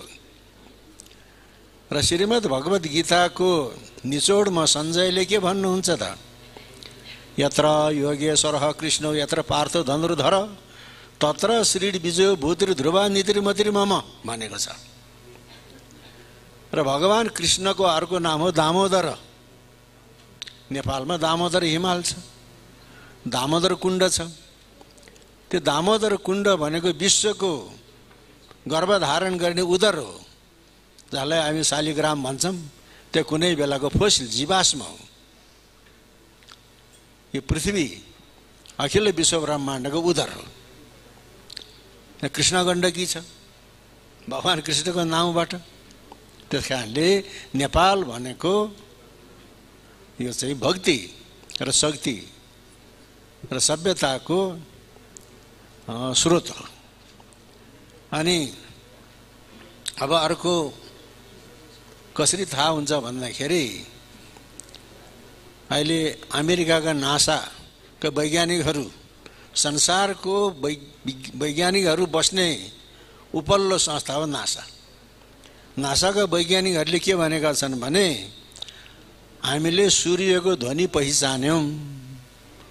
सूर्यको ध्वनिले भन्यो ओमकारको ध्वनि प्रवाह गर्दो रहेछ भनेर बडा स्वाभिमानका साथ समाचार सम्प्रेषण गरेको छ। तर नासाका वैज्ञानिकहरूले सूर्यको ध्वनि पहिचान्नुभन्दा पहिले देवर्षि विश्वामित्रले नेपालको कौशिकीको किनारा बराह क्षेत्रमा ब्रह्मगायत्रीको अनुष्ठान गरेका थिए। भर्गो देवस्य धीमहि, त्यो भरभराउँदो देवता के हो? त्यो सूर्यको उपासना हो। हजारौँ वर्ष अगाडि नेपाल भूमिमा देवर्षि विश्वामित्रले सूर्यको उपासना गरेका थिए। विश्वामित्र राजा क्षेत्री भारतको, तर ब्रह्मर्षि वशिष्ठसँग तकरार पर्यो। ओहो, क्षेत्रीको बलभन्दा ब्रह्मबल प्रबल हुँदो रहेछ। राजपाट छोडेर तपस्या गर्न नेपाल भूमि हिमवत खण्ड रुरु क्षेत्र रेडीमा आउनुभयो। त्यहाँ मेनकाले चिप्ल्याइदियो। यसरी चाहिँ परिहरू लगाएर चाहिँ चिप्ल्याउने परम्परा देवताको पालादेखि थियो, अहिले मात्रै होइन। अनि विश्वामित्र झल्यास बिउजेर इन्द्रियलाई निग्रह गरेर कौशिकीको किनारा बराह क्षेत्रमा गएपछि ब्रह्मगायत्रीको उपासना गर्नुभयो। त्यस कारणले यो नेपाल शक्ति भक्तिको केन्द्र किन भयो? त्यो भारतको त्यो उखरो माउलो गर्मीमा इन्द्रियलाई निग्रह गरेर साधना गर्न सक्दैन। हिमालमा पनि कठिन छ। शक्ति साधना गर्ने साधना थलो भनेको नेपालको त्यो मध्य पहाडी क्षेत्र हो। हिमालयको हावा, चिसो हावा बग्छ, हिम नदीको पानी खान पाउँछ, अन्न र फलफुलको पनि यहाँ कमी हुँदैन। त्यस्तो भयो। अनि त्यसपछि कौशिकीको किनारामा तपस्या गरेर बसेका श्रृङ्गी ऋषिले पुत्रेष्टि यज्ञ गरेको हुनाले मर्यादा पुरुषोत्तम श्रीराम जन्मेको वाल्मीकि रामायणमा लेखेको छ त्यो कुरा। तर अहिले हामीले कोशीको महत्त्व बुझ्न सकेका छैनौँ, बराह क्षेत्रको महत्त्व बुझ्न सकेका छैनौँ, नेपालको विशिष्टता। अघि हिरण्याक्ष नाम गरेको चाहिँ दैत्यको अन्याय अत्याचारबाट यो धरती माता पातालमा पातलिन्। पातालमा पातलिएको धरती माताको उद्धार गर्नको लागि वैकुण्ठ धामको भगवान विष्णुले सुँगुरु हुनु पर्यो। सुँगुरु भनेको बन्यो। बराह अवतार धारण गरेर पृथ्वीको उद्धार गरेपछि कौशिकी र कोकाको सङ्गम, कोका तीर्थमा आएर बराहको स्वरूप त्यागेर आफ्नो दिव्य स्वरूप धारण गर्नुभयो। विहाय रूपम बाराहम तीर्थे कोकेति विश्रुते वैष्णवानम हितार्थाय क्षेत्रम तत् गुप्तम उत्तमम। यो कुनै नेपालको कविले रचना गरेको श्लोक होइन, नृसिंह पुराणमा लेखिएको वचन हो यो। त्यसकारण भारतका गुप्त सम्राट बुद्धगुप्तको पालाको 2टा ताम्रपत्र अहिले भारतको दिनाजपुरमा पाइएको छ। दिनाजपुरमा पाइएको ताम्रपत्रमा के भन्छ भन्दाखेरि अयोध्याका नगर सेठी, नगर प्रमुख र सार्थवाह व्यापारीहरूले बराह क्षेत्रमा कोका मुखस्वामी, श्वेतवराह स्वामीको मन्दिर बनाए, पूजाको गुठी राखिदिए, पुण्य वर्धन भुक्ति अहिलेको भारतको पूर्णिया जिल्लामा त्यसको गुठी राखेको थियो। दिनाजपुरको ताम्रपत्रले त्यो भन्छ। त्यस कारणले ऋणमा भासिएको मान्छे,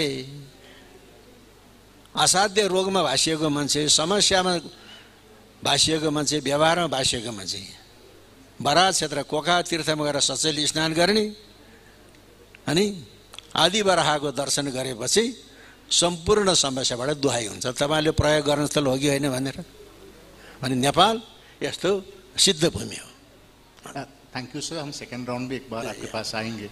जो थोड़ा बोले थोड़ी सी समझ आई, ज़्यादा समझ नहीं आई, लेकिन अगर हिंदी में 2 लाइन कुछ बोलना चाहेंगे कि नेपाल का जो एंशिएंट लिटरेचर, कल्चर और राइटिंग रहा है उसको प्रेजेंट डे कम्युनिटी को, बच्चे लोगों को, यंगस्टर को, जो अभी विवेक देवराय कह रहे थे कि इंडिया में some people who are in the generation Z कहते हैं उनको, तो वो आजकल के यंगस्टर्स हैं जो व्हाट्सएप वाले हैं, वो कल्चर से या तो दूर रहते हैं या तो पास लाने से कतराते हैं, तो दूर जाते हैं। तो आप Nepali ancient culture, history, writings, practices को उन तक पहुंचाने के लिए क्या कर रहे हैं आज पब्लिक इंटेलेक्चुअल? ऐसा काम क्या चलता है नेपाल एकेडमी के द्वारा, प्रज्ञा प्रतिष्ठान के द्वारा? अब यसमा भारत र नेपाल भन्ने कुराको भिन्नता छैन र नेपाल र भारतको धार्मिक आस्थाको केन्द्रबिन्दु एउटै हो, संस्कृतिको अन्तर्वस्तु एउटै हो। किनभने नेपाल र भारत दुवै प्राचीन भारतवर्षीय चरित्रबाट अनुप्राणित देश हो। पूर्वीय देश, पूर्वीय चिन्तन, पूर्वीय दर्शनलाई मान्ने देश हो र अहिले दुवै देश आफ्नो राष्ट्र, राष्ट्रियता, सार्वभौमिकतालाई अलग अलग छ, तर दुईटैको धार्मिक आस्थाको केन्द्रबिन्दु र संस्कृतिको अन्तर्वस्तु एउटै छ। अब यसमा नेपालको साहित्यको कुरा गर्ने हो भने अघि लिच्छवी कालको राजकाजको भाषा संस्कृत थियो, राजकाजको भाषा संस्कृत थियो। भगवान वेदव्यासले बद्रिकाश्रममा ब्रह्मसूत्रको रचना गर्नुभयो। त्यसपछि 8औं शताब्दीमा आद्य जगद्गुरु शङ्कराचार्यले त्यसको भाष्य गर्नुभयो।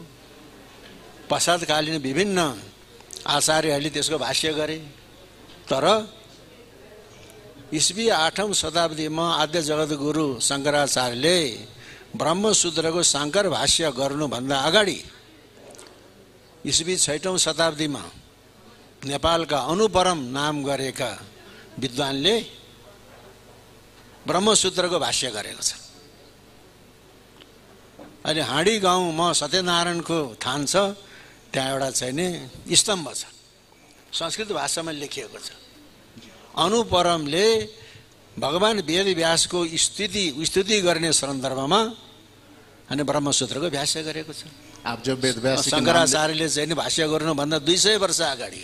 आप जब वेदव्यास जी के नाम लेते हैं, मुझे विवेक देवराय जी को मैं देखता हूँ वो ट्रांसलेट करने शुरू करते हैं। भारतवर्षका 2टा महाकाव्य रामायण र महाभारत र वाल्मीकि रामायणको मुख्य रामायण हो। त्यसपछि अनेक किसिमका रामायणहरू आए, त्यहाँ अध्यात्म रामायण आए, आनन्द रामायण आए, अद्भुत रामायण आए तन्त्रमा आधारित। तर त्यो वाल्मीकि रामायणको पुरानो प्रति कहाँ छ त?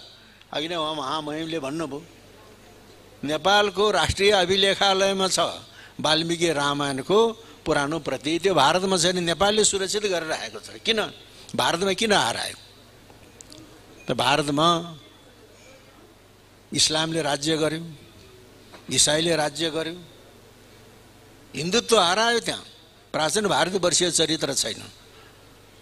र नेपाल, आधुनिक नेपाल राष्ट्रका निर्माता श्री 5 पृथ्वीनारायण शाहको शब्दमा नेपाल असली हिन्दुस्तान हो भनेको छ, असली हिन्दुस्तान। अनि नेपालको युवा कवि मोतीराम भट्टले के भन्छ त? यवनले राज गर्दा कतिपति त हिन्दू स्थल भयो, फगत यो नेपालको मुलुक बीच कञ्चन रहिरह्यो।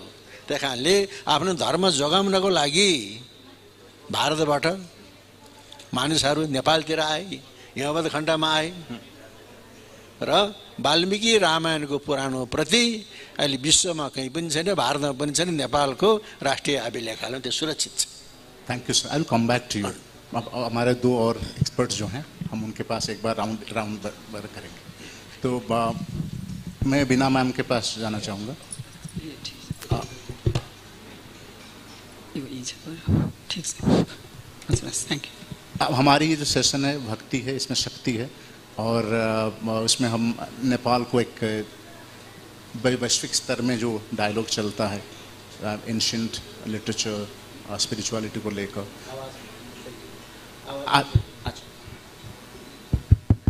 जो विश्व स्तर में जो आज डिबेट, डायलॉग, डिस्कोर्स चल रहे हैं, तो उसमें नेपाल का कंट्रीब्यूशन क्या है और नेपाल के जो इंटेलेक्चुअल्स हैं, रिसर्चर्स हैं, कैसे काम कर रहे हैं, और जो द कल्ट ऑफ शक्ति, आपने उस पे ऊपर शिवा के ऊपर काम किया है।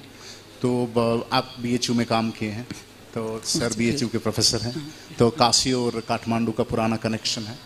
तो हम चाहते हैं कि एक बार ना 5-5 मिनट में आप अपने इंट्रोडक्टरी नोट रखें, फिर वापस और एक राउंड आएंगे, so that everyone adds more points.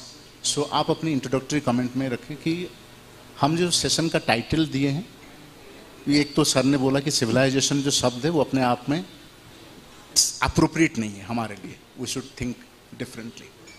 तो आप क्या सोचते हैं उसके बारे में? पहले तो आपका काम जो शिवा कल्ट के ऊपर है, Shiva cult would be bad word, because Shiv संस्कृति के ऊपर है, एंड देन शक्ति संस्कृति के ऊपर है। आपने आर्कियोलॉजिकली आर्ट पे काम किया है, तो आप क्या सोचते हैं उसके बारे में? फिर हम सर के पास जाएंगे और उनका भी सुनेंगे। Okay, thank you professor Kamalkant Das for this good questions. थोड़ा पास रखिएगा, थोड़ा पास रखिए। Thank you.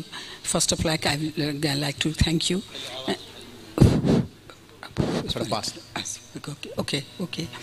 First, I would like to say Nepal is a spiritual land. Yeah, I would like to repeat this sentence again and again. अब आपके लिए मैं थोड़े नेपाली में बोलूँगी इसके बाद। नेपाल र भारतको सम्बन्धको कुरा गर्दा अथवा संस्कृतिको कुरा गर्दा, सभ्यताको कुरा गर्दा, अब शब्दलाई लिएर संस्कृति, सभ्यता जुन यहाँ दिएको छ, शक्ति, भक्ति, सिभिलाइजेसन, यसलाई व्याख्या गर्दाखेरि त यसले बेग्लै स्वरूप लिन्छ। अब यसमा म सामान्य के मात्रै भन्न चाहन्छु भनेदेखि, जस्तो नेपालको प्रसङ्गमा नेपालसँग जोड्दाखेरि नेपालको अहिले धेरै कुरो उठिसक्यो। हाम्रो सभ्यताको हुन त संस्कृति र सभ्यता भन्ने चिज दुईटा चिज फरक चिज हुन्। कुनै पनि समुदायको आफ्नो संस्कृति हुनसक्छ। सभ्यता भनेको जुन हामीले उसले केही गर्न जानिसकेपछि जब एक्सप्लोर गरिन्छ, कतै एक्सकाभेसन गरिन्छ, कुनै चिजहरू हामी जुन आर्टिफ्याक्टहरू आर्कियोलोजिकली प्राप्त गर्छौँ, त्यसपछिको चिजलाई हामी सिभिलाइजेसन भन्छौँ। जस्तो Indus valley civilisation, Bagmati civilisation, यो अलिकति कल्चर शब्दहरूसँग भन्दा पनि यसले मानिसले केही कुरो जानिसकेको। अहिलेको प्रसङ्गमा हामीले चाहिँ नि जस्तो नेपालले के गर्दैछ शक्तिजमको सम्बन्धमा अथवा शिवको सम्बन्धमा भन्नुभन्दा पनि जस्तो नेपालको प्रसङ्गको कुरा आउँदा जहिले पनि हिमालबाट सुरु गरिन्छ हाम्रो प्राचीन संस्कृतिको। र त्योभन्दा अगाडि हामीले हाम्रो स्रोतको कुरा गऱ्यौँ भने हामी जहिले पनि एकाडेमिक कुरा गर्दाखेरि दुईटा स्रोतको कुरा गर्छौँ। वान इज आर्कियोलोजिकल सोर्स, जो संसारले सबै मानिराखेको हुन्छ, जो एक्सप्लोर। अर्को लिटरेरी सोर्स हो। अब लिटरेरी सोर्समा वेदको कुरा गऱ्यौँ भने जति पनि हामी कहाँ लेखेका वेद उपनिषदहरूको कुरा आउँछ। वेदमा शिवको प्रसङ्गमा रुद्रबाट सुरु हुन्छ, जुन जस्तो भनौँ नेपालमा काठमाडौँमा र सबभन्दा अहिले संसारमै हिन्दूहरूको आस्थाको केन्द्र रहेको पशुपति हो। र पशुपति महात्माको कुरा गऱ्यौँ भने पनि अथवा पशुपति मन्दिरको कुरा गऱ्यौँ भने पनि पशुपतिको मन्दिरको गर्भगृहमा स्थापना गरिएको आफै ज्योतिर्लिङ्ग स्वरूप, स्थापनाको त पछिको कुरा आउँछ, आफै ज्योति स्वरूप उत्पत्ति भएको शिवलिङ्गको कुरा गऱ्यौँ भने पनि विश्वका सम्पूर्ण हिन्दूहरूको आस्थाको केन्द्र हो त्यो। त्यसकारण शैव धर्मसँग जोडिएको सबभन्दा प्राचीन थलोको कुरा गऱ्यौँ भने हामी सुरुमा हाम्रो पुराणहरूमा उल्लेख भएको समुद्र मन्थनसँग पनि पुग्न सक्छौँ। र समुद्र मन्थनको कुरा गर्दा किनभने समुद्र मन्थनको साह्रै धेरै ठुलो एउटा अर्थ छ र हाम्रो माइथोलोजीहरूमा, हाम्रो मिथहरूमा एउटा विभिन्न पात्रहरू देखाइएको हुन्छ र तिनीहरूको एउटा क्यारेक्टरहरूले बाहिरी सतहमा एउटा कुरा भनिराखेको हुन्छ, त्यसको मोरल अर्कै हुन्छ। समुद्र मन्थन गरिसकेपछि जुन समुद्र मन्थनबाट निस्केका 14 रत्नहरू, जसमा अमृत र कालकुट विष पनि पर्यो। कालकुट विषको यो प्रसङ्ग यहाँ किन ल्याउनु पर्यो भने कालकुट विषलाई जब शिवले पान गर्नुभयो त्यसपछि उहाँलाई जलन भएर उहाँले यो शीतल जलको खोजीमा गोसाईकुण्ड जुन नेपालमा छ, गोसाईकुण्डमा गइसकेर उहाँको त्रिशूल गाडेर जब त्यो त्यहाँ पानीको एउटा दह बन्यो, त्यहाँ आराम गरेको प्रसङ्ग आउँछ। यसले गर्दाखेरि नेपालसँग शैव धर्मको प्रसङ्ग र वेदमा भएको जुन रुद्रको प्रसङ्ग छ, रुद्रसँग जोडिएको, रुद्रलाई आह्वान गरेको। अहिले पनि हाम्रो नेपाली समाजमा हरेक महिना, हरेक दिन जस्तो कमसेकम वर्षको एकचोटि भए पनि हरेक घरमा रुद्री लगाउने भन्ने चलन छ। त्यो चाहिँ नि शिवसँगै जोडिएर शिवको जुन भयावह स्वरूप हो त्यसलाई शान्त गर्नको लागि जसरी वेदमा छ, किनभने रुद्रको स्वरूप वेदमा हामी सबैलाई थाहा छ, अहिलेको जस्तो आएर जस्तो परोपकारी शिवको रूपमा नभएर एउटा बलि लिने एउटा उग्र स्वरूप रुद्रको थियो। त्यो कन्टेक्स्टलाई जोगाइराख्न चाहिँ नि नेपालले शैव धर्म र शैव धर्मको प्रसङ्गमा जुन शक्तिको कुरा उठेको छ, शिव चाहिँ नि शिवकै नामको प्रसङ्गमा यो छोटकरीमा भन्नुपर्दाखेरि जस्तो यहाँ शक्ति नभइकन शिव चाहिँ नि एउटा शवको रूपमा हुन्छन्। त्यसकारण पशुपतिको वरिपरि पनि देयर आर मेन 9 गडेसहरूको एउटा हामी यो मुख्य देवीहरू भन्छौँ, त्यो देवीहरूले वरिपरि घेरेर मात्रै पशुपतिलाई राखेको छ। त्यसकारण अहिले पनि हामीले पशुपतिको पूजा गर्ने क्रममा जसरी ललित त्रिपुर सुन्दरीको कुरा उठ्छ, जस्तो शिवलाई शिव पञ्चमुखी हुन् हैन, तत्पुरुष, सद्योजात, वामदेव, अघोर र ईशान। त्यसमध्ये ईशान आकाश तत्त्वको प्रतीकमा जहिले पनि जस्तो देवीको स्वरूप त्यहाँ लेखेर मात्रै पूजा गर्ने चलन अहिले पनि पशुपतिमा त्यही नै छ। र त्यो गर्दाखेरि शक्ति सबभन्दा ठुलो कुरो चाहिँ नि झट्ट हेर्दाखेरि पशुपतिमा गर्ने पूजा एउटा पाञ्चायन विधिले गर्ने पशुपतिको जस्तो मात्रै लागेको हुन्छ, त्यहाँ सबभन्दा ठुलो रोल चाहिँ नि देवीको हुन्छ। देवीलाई पूजा नगरिकन पशुपतिको पूजाको आरम्भ हुँदैन। त्यसले गर्दाखेरि नेपालमा शिव र शक्तिको जुन एउटा कनेक्सन छ, त्यो कनेक्सन चाहिँ एकदम अध्योपान्त सुरुदेखि नै हामीले हेऱ्यौँ भने अघि हाम्रो कुरा उठ्यो नेपालको, हुन त नेपालको रिटर्न डकुमेन्ट, नेपालको written history it begins from the 5th century only, 5औं शताब्दीदेखि मात्रै हामीसँग रिटर्न डकुमेन्टहरू छ। तैपनि त्योभन्दा अगाडिदेखिको जुन वंशावलीहरू छ त्यसमा हाम्रो सबभन्दा प्राचीन पुरानै शैव धर्मसँग सम्बन्धित छ। र तीहरू रिटर्न डकुमेन्टहरू अहिले पनि नेपालको जो अभिलेखालय हो, पुरातत्व आर्कियोलोजी डिपार्टमेन्ट अन्तर्गतको, त्यहाँ अहिले पनि हामीसँग म्यानुस्क्रिप्टहरू जुन छन् त्यसमा चाहिँ नि शैव धर्म सम्बन्धी थुप्रै म्यानुस्क्रिप्टहरू अहिले पनि त्यहाँ सुरक्षित छन्। त्यसले गर्दाखेरि नेपालले यो शैव धर्मलाई जुन शिव शक्तिको हिसाबले देवीहरूको रूपमा शक्तिको हिसाबले सम्वर्धन गरिराखेको छ, त्यो संस्कृति र त्योसँग जोडिएको जुन एउटा सभ्यता हो त्यसलाई चाहिँ नि एउटा त्रिवेणीको रूपमा, तिनटै कुरालाई एउटा ट्रायङ्गलको रूपमा, त्रिवेणीको रूपमा चाहिँ नि यसले आजसम्म पनि सुरक्षित राखिराखेको छ भन्न चाहिँ नि म यसमा चाहन्छु। Thank you. थोड़ा सा जो समझ आया बीच में कि नेपाल शिव संस्कृति बहुत पुरानी है और इतना ही समझ आया। राइट, ठीक है, थैंक यू सर। आपके पास जो है वो काम कर देखिएगा एक बार। This one, this you can take this one also.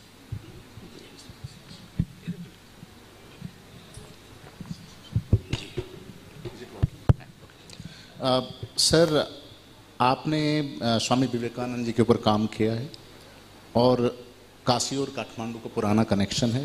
मुझे लगता है पहला नेपाली स्टडी सेंटर इंडिया में कहीं था तो बनारस में ही था, BHU में शुरू हुआ था जी। तो नेपाली लैंग्वेज और नेपाली कल्चर और हिस्ट्री की स्टडी वहाँ होती थी शायद पहला, मतलब I'm not sure but I think that is what my information is. आपसे सवाल ये है कि आप यूरोप के डार्क हिस्ट्री के बारे में जानते हैं और बहुत बार बताए हैं। तो सिविलाइजेशन की जब बात कर रहे थे ना, जो ग्रीको रोमानियन सिविलाइजेशन जो था, ग्रीक और रोम की जो सिविलाइजेशन था, उसके बाद एक डार्क हिस्ट्री पीरियड है, उसके बाद रेनेसांस आता है, तथाकथित रेनेसांस कह लीजिए आता है, और हम उसको ट्रांसपोर्ट करके इंडिया भी लाते हैं। जहाँ राजा राम मोहन रॉय, विवेकानंद आते तो उनको रेनेसांस यहाँ हम इंडिया में बोलते हैं कि इंडिया में रेनेसांस शुरू हुई। तो इस कॉन्टेक्स्ट में हम ये जानना चाहते हैं कि जो सिविलाइजेशनल थॉट है, जो डायलॉग है, जो फिलॉसफी है, तो यूरोप डिसाइड करता रहा है अभी तक कि आप कैसे देखोगे अपने ह्यूमन सिविलाइजेशन को, अपनी ह्यूमन रिलेशनशिप को, अपनी नॉलेज को, वे देखोगे। तो हमने जो दृष्टि है, हमारी जो भारतीय दृष्टि कह लीजिए, या आप इसे जैसे स्वामी विवेकानंद कहते हैं कि मैं बहुत इंक्लूसिव सिविलाइजेशन से आता हूँ, जहाँ पे 4 ऐसे धार्मिक भाव पैदा हुए और 4 ऐसे आके वहाँ से मिले, बोलते हैं। तो आप विवेकानंद जी को बैकग्राउंड में रखते हुए यूरोपियन सिविलाइजेशन के ज्ञान और हिंदी साहित्य के ज्ञान के साथ और काशी में रहने का जो एक्सपीरियंस है, इसको लेकर आप जो सारी हम पूर्व प्रेक्षा बोलते हैं, क्या बोलते हैं, looking at from inside, not allowing the other person to dictate terms, how I should I look at it. Over to you ji. Kamalakant ji, आपने बहुत ही गंभीर प्रश्न किया है, और कुल मिला जुला करके तो ये 3 दिनों तक संगोष्ठी इसी प्रश्न पर भी हो सकती है। और सर ने, प्रोफेसर देवराय जी ने जितना संक्षेप में अपनी बातें रखी, वैसा कौशल मेरे पास नहीं है। फिर भी आपने स्वामी विवेकानंद का नाम लिया। हमारे देश में 4000 बरस या और बहुत पहले की जितनी भी परंपरा और साधना है, उसको सार रूप में 19वीं शताब्दी के बिल्कुल अंतिम चरण में 1893 में स्वामी विवेकानंद शिकागो के मंच पर जो खड़े हुए, तो बाकी सभी वक्ताओं ने अपने अपने धर्म का प्रतिनिधित्व किया था, लेकिन स्वामी विवेकानंद ने भारत के प्रतिनिधि के रूप में कहा, we accept all religions as true. हम सभी धर्मों को सत्य मानते हैं, हम केवल टॉलरेशन में विश्वास नहीं करते। सहिष्णुता का तो अर्थ हुआ आप पसंद नहीं है लेकिन हम आपको बर्दाश्त कर सकते हैं, लेकिन केवल सहिष्णुता नहीं, सभी धर्म सही हैं। ये भारत की वाणी थी, क्योंकि बाकी विशेषण बाद में लगे हैं, शब्द केवल धर्म है। हमारे यहाँ कोई भी शास्त्र उठा लिया जाए, शब्द एक ही है, धर्म। धारणा धर्म इत्याहो, जो धारण करता है, जो मनुष्य को अंतर जगत से और बाहर से, सामाजिक रूप से और वैयक्तिक रूप से, पारिवारिक रूप से और वैश्विक रूप से जो धारण करे, संभाल के रखता है, सही रास्ते पर ले जाता है, वह धर्म है। इसलिए विवेकानंद के सामने बिल्कुल वह ऋषियों की वाणी थी, यम संस्कृतिर विश्ववारा।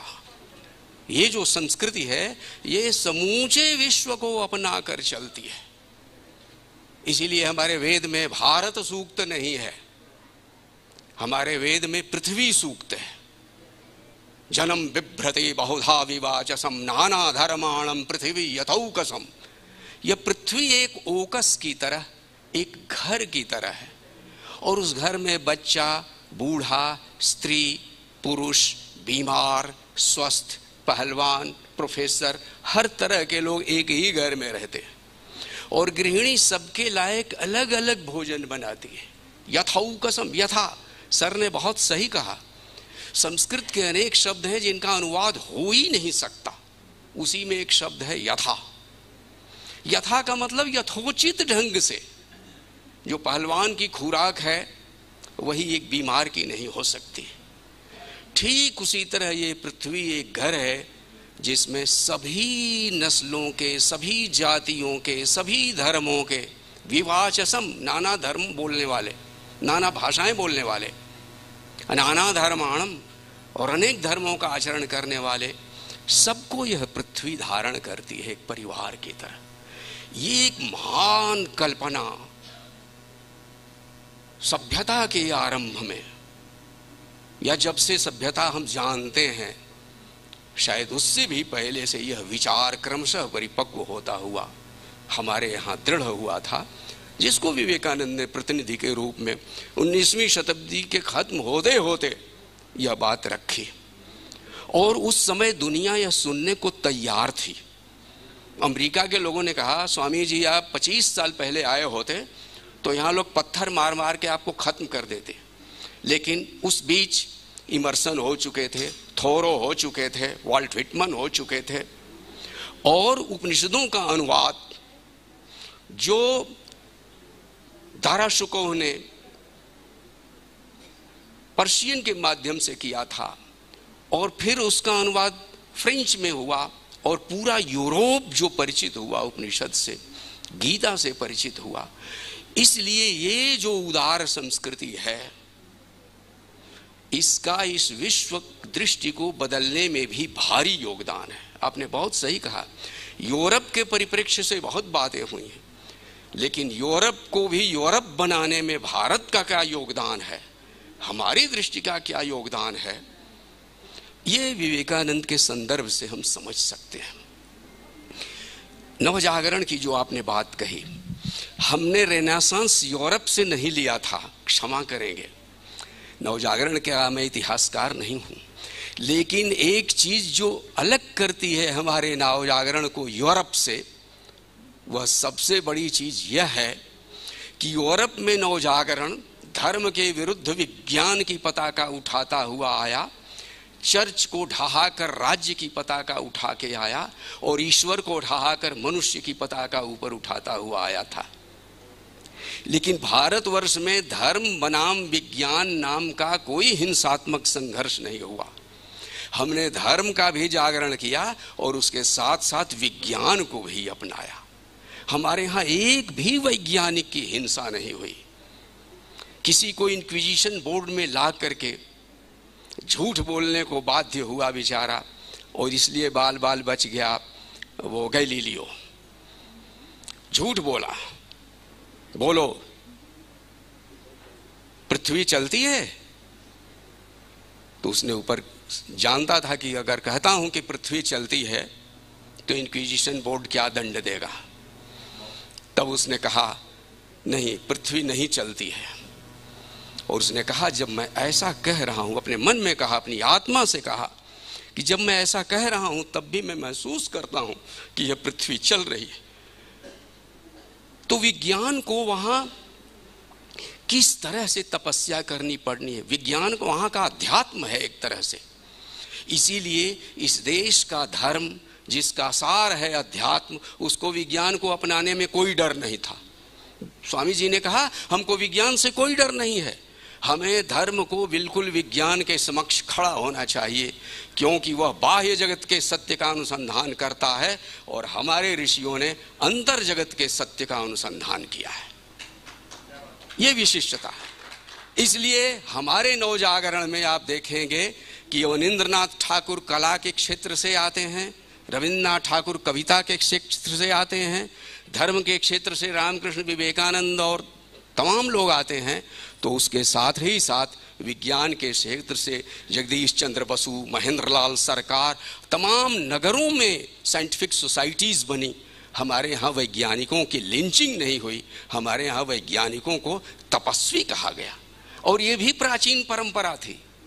ऋषिवत ते भी पूजा रहा।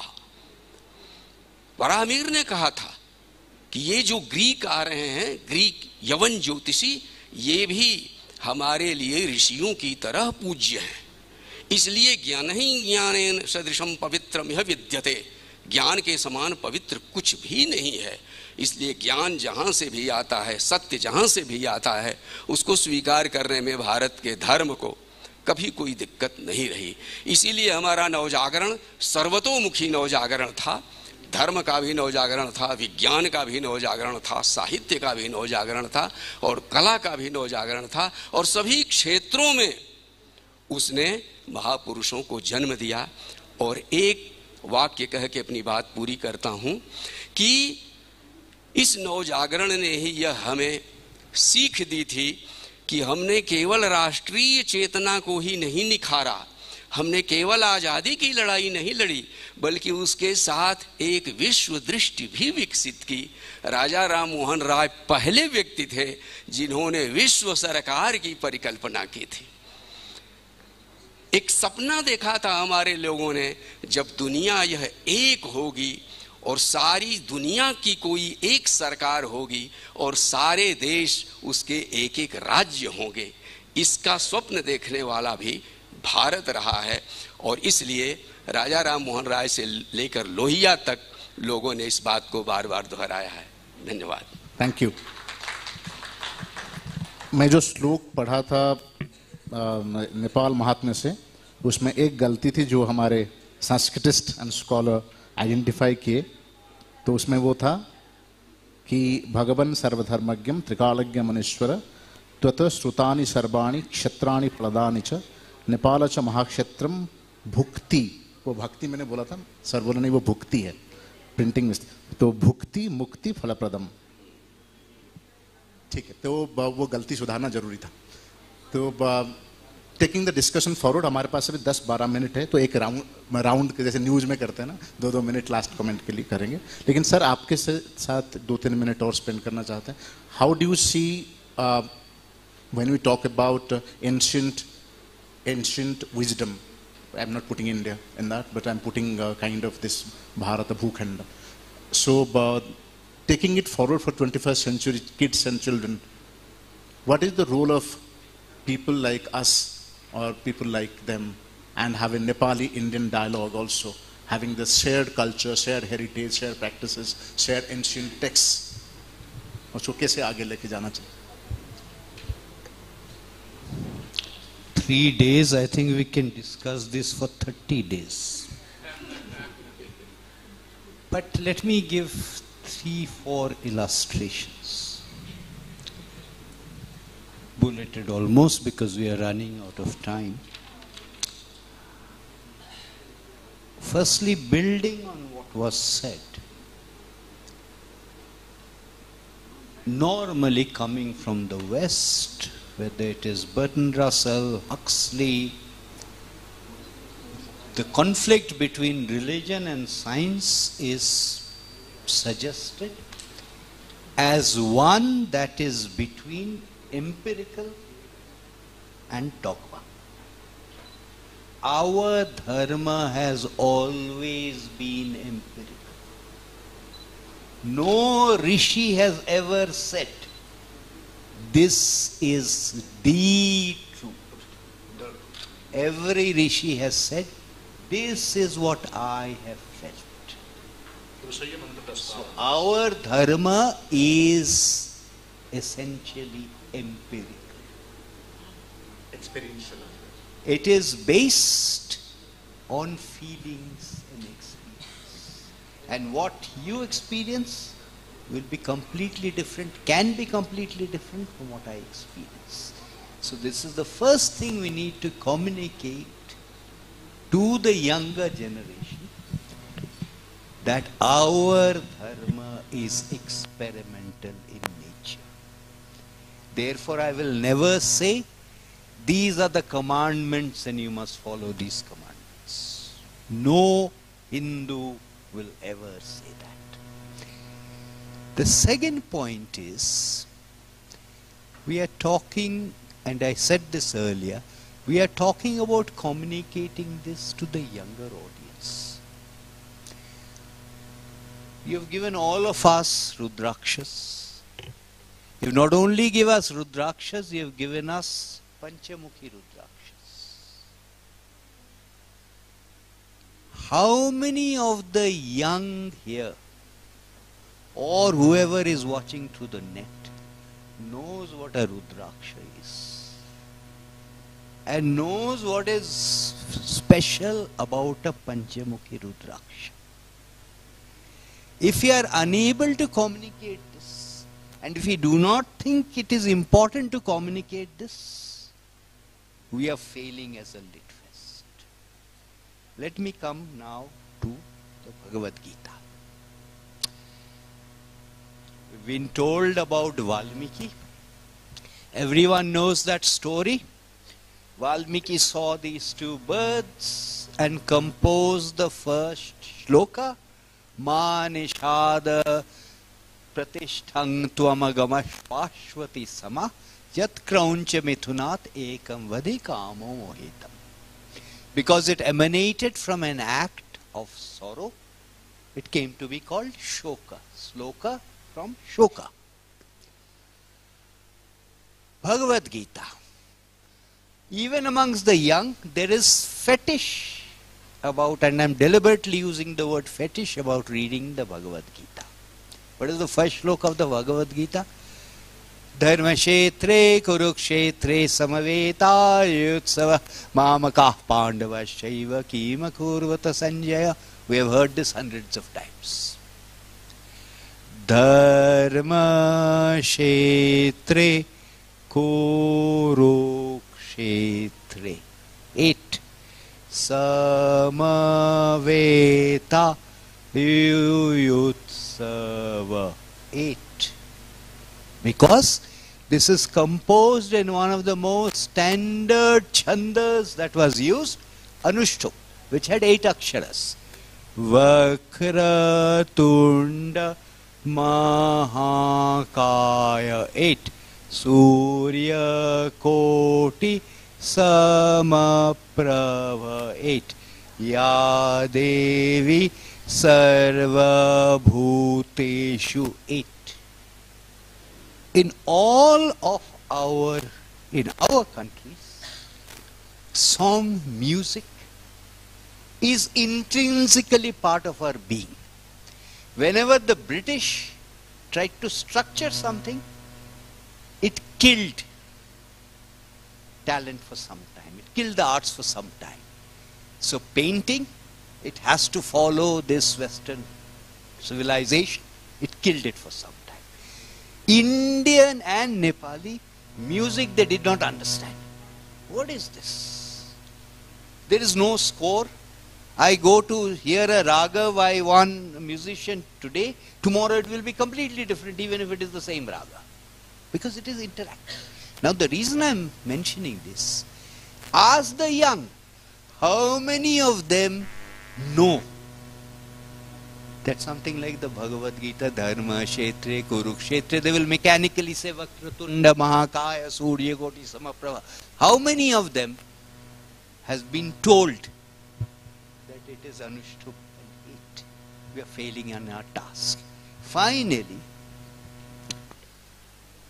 there is a story which everyone here knows, I don't know whether the young know, about the Pandavas going on their Mahaprasthan. When they suddenly saw this bull. And Bhima began to tug at that bull. The bull was of course Shiva. And the hump became Kedarnath. The head came all the way here and is Pashupatinath. Now so far as Shiva and Shakti is concerned, Shiva and Shakti can never be delinked. They are together. Wherever Shiva is there, Devi has to be there. Famous mantra that we have heard so many times, Karpura Gaurang Karunavatarang Sansara Sarang Bhujagendra Harang Sadavasantang Hridaya Ravinde Bhavang Bhavaning Sahetang Namami. Kshetra is a holy place. Tirtha is also a holy place. Nepal, Kathmandu has always been such a holy kshetra, and we need to explain to the younger generation why. I think that's a very inviting proposition for all of us working in the literary festivals and also people engaged in maybe literary pursuits and people who are public intellectuals who are, when they understand but the next generation doesn't understand, there is definitely a gap. So your final comments, sir, and we'll go quickly to each one of them. सारे discussion के ऊपर आपका final 1-2 minute का आज को यो भक्ति शक्ति civilisation त्यसको चाहिँ नि केन्द्र नेपाल भनेर भनेको छ। किन केन्द्र भने त भने अहिले देवी देवताहरू सबै नेपालमा हिमालयको स्वरूपमा रहेको छ। संस्कृतका महाकवि कालिदासले कुमार सम्भव महाकाव्य लेख्नुभयो। कुमार सम्भव महाकाव्यको पहिलो श्लोक के हो त? अस्त्युत्तरस्याम दिशि देवतात्मा हिमालय नाम नगादी राज। भारतवर्षको उत्तर दिशामा देवता स्वरूपका हिमालय नामका नगादी राजा पर्वतराजहरू छन् भनेको छ। गणेश हिमाल छ, कुम्भकर्ण हिमाल छ, महालङ्गुर हिमाल छ। महालङ्गुर भन्दा ठुलो बाँदर भनेको हनुमान। रामायणका महापात्रहरूसँग सम्बन्धित हिमालको नाम छ। गोस्वामी तुलसीदासले श्रीरामचरितमानस लेख्नुभयो। श्रीरामचरितमानसमा काकाभुसुण्डीले गरुडलाई रामायण कथा सुनाएको प्रसङ्ग छ। काकाभुसुण्डीको चाहिँ निवास कहाँ हो? नीलगिरी। नीलगिरी हिमाल नेपालमा छ। विश्वको नाथ काशीमा रहनुभएको छ। काशी विश्वनाथ। काशीमा विश्वनाथ किन रहनुभयो भने माता अन्नपूर्णाको हातबाट भिक्षा ग्रहण गर्न मन पराउने हुनाले। अनि वाराणसीमा अन्नपूर्ण पीठ छ र वाराणसीमा काशीमा भगवान् विश्वनाथ रहनुभयो भन्नु। काशीमा त चाहिँ अन्नपूर्णको पीठ मात्रै पो छ त, अन्नपूर्ण हिमाल कहाँ छ? नेपालमा छ। अनि भगवान् शिवको एउटा स्वरूप दक्षिणामूर्ति। सम्पूर्ण शास्त्रहरू उमा महेश्वर सम्वादे, उमा र महेश्वरको सम्वादबाट सम्पूर्ण शास्त्रहरूको विवेचना भएको छ। उमाले सोध्ने, महेश्वरले भन्ने आगम तन्त्र, महेश्वरले सोध्ने, उमाले भन्ने त्यो निगम, त्यो वेद। भने आषाढ शुक्ल पूर्णिमाको दिनमा भगवान् शङ्करले गौरीलाई सान्निध्यमा राखेर हिमालय पर्वतमा दक्षिणतिर फर्केर सम्पूर्ण शास्त्रको प्रवर्तन गर्नुभयो। त्यो ठाउँ कहाँ हो? संसारको ज्ञान विज्ञानको मेजर पोइन्ट कहाँ हो? नेपालको गौरी शङ्कर हिमाल। गौरी नाम गरेको हिमाल अन्त कहीँ छ? छैन। अहिले त हामी त भिडियोग्राफी कल्चरमा हुर्केका छौँ। अब विदेशीले युरोप अमेरिकाले जे भनिदियो त्यो मान्छौँ। भने योगीश्वर भनेको भगवान् शिव, योगेश्वर भनेको भगवान् कृष्ण। अहिले चाहिँ भारतका हाम्रा प्रधानमन्त्री नरेन्द्र दामोदर मोदीले योग दिवस मनाएको छ। युएनएले पनि मनायो। तर सम्पूर्ण योगको मेजर पोइन्ट र शास्त्रको मेजर पोइन्ट कुन हो? नेपालको गौरी शङ्कर हिमाल। अनि एउटा प्रसङ्ग, नरेन्द्र दामोदर मोदी रेलवे प्लेटफर्ममा चिया बेच्नेको छोरो आफैले पनि चिया बेच्यो। अहिले भारतको प्रधानमन्त्री भन्नुभएको छ, भारतीय संस्कृतिको व्यापक प्रचार प्रसार गर्नुभएको छ उहाँले। राजनीतिभन्दा भारतीय सभ्यता र संस्कृतिको कहाँ गएर सिद्धि प्राप्त गर्नुभयो त? प्लेटफर्ममा चिया बेच्नेको छोरो आफैले पनि चिया बेच्यो। नेपालको मुक्तिनाथ आउनुभयो, दामोदर कुण्डमा स्नान गर्नुभयो नरेन्द्र दामोदर मोदी। यसरी सिद्धि प्राप्त गरेको नेपाल। Thank you sir. त्यस कारणले अझ एउटा कुरो के भन्छु भन्दाखेरि अहिले विश्व डटकममा चलेको छ। त्यो डटकमको केन्द्रबिन्दु कहाँ हो भने काशी विश्वनाथ भनेको भौतिक नाथ हो। भौतिक पदार्थमा चेतन हुँदैन।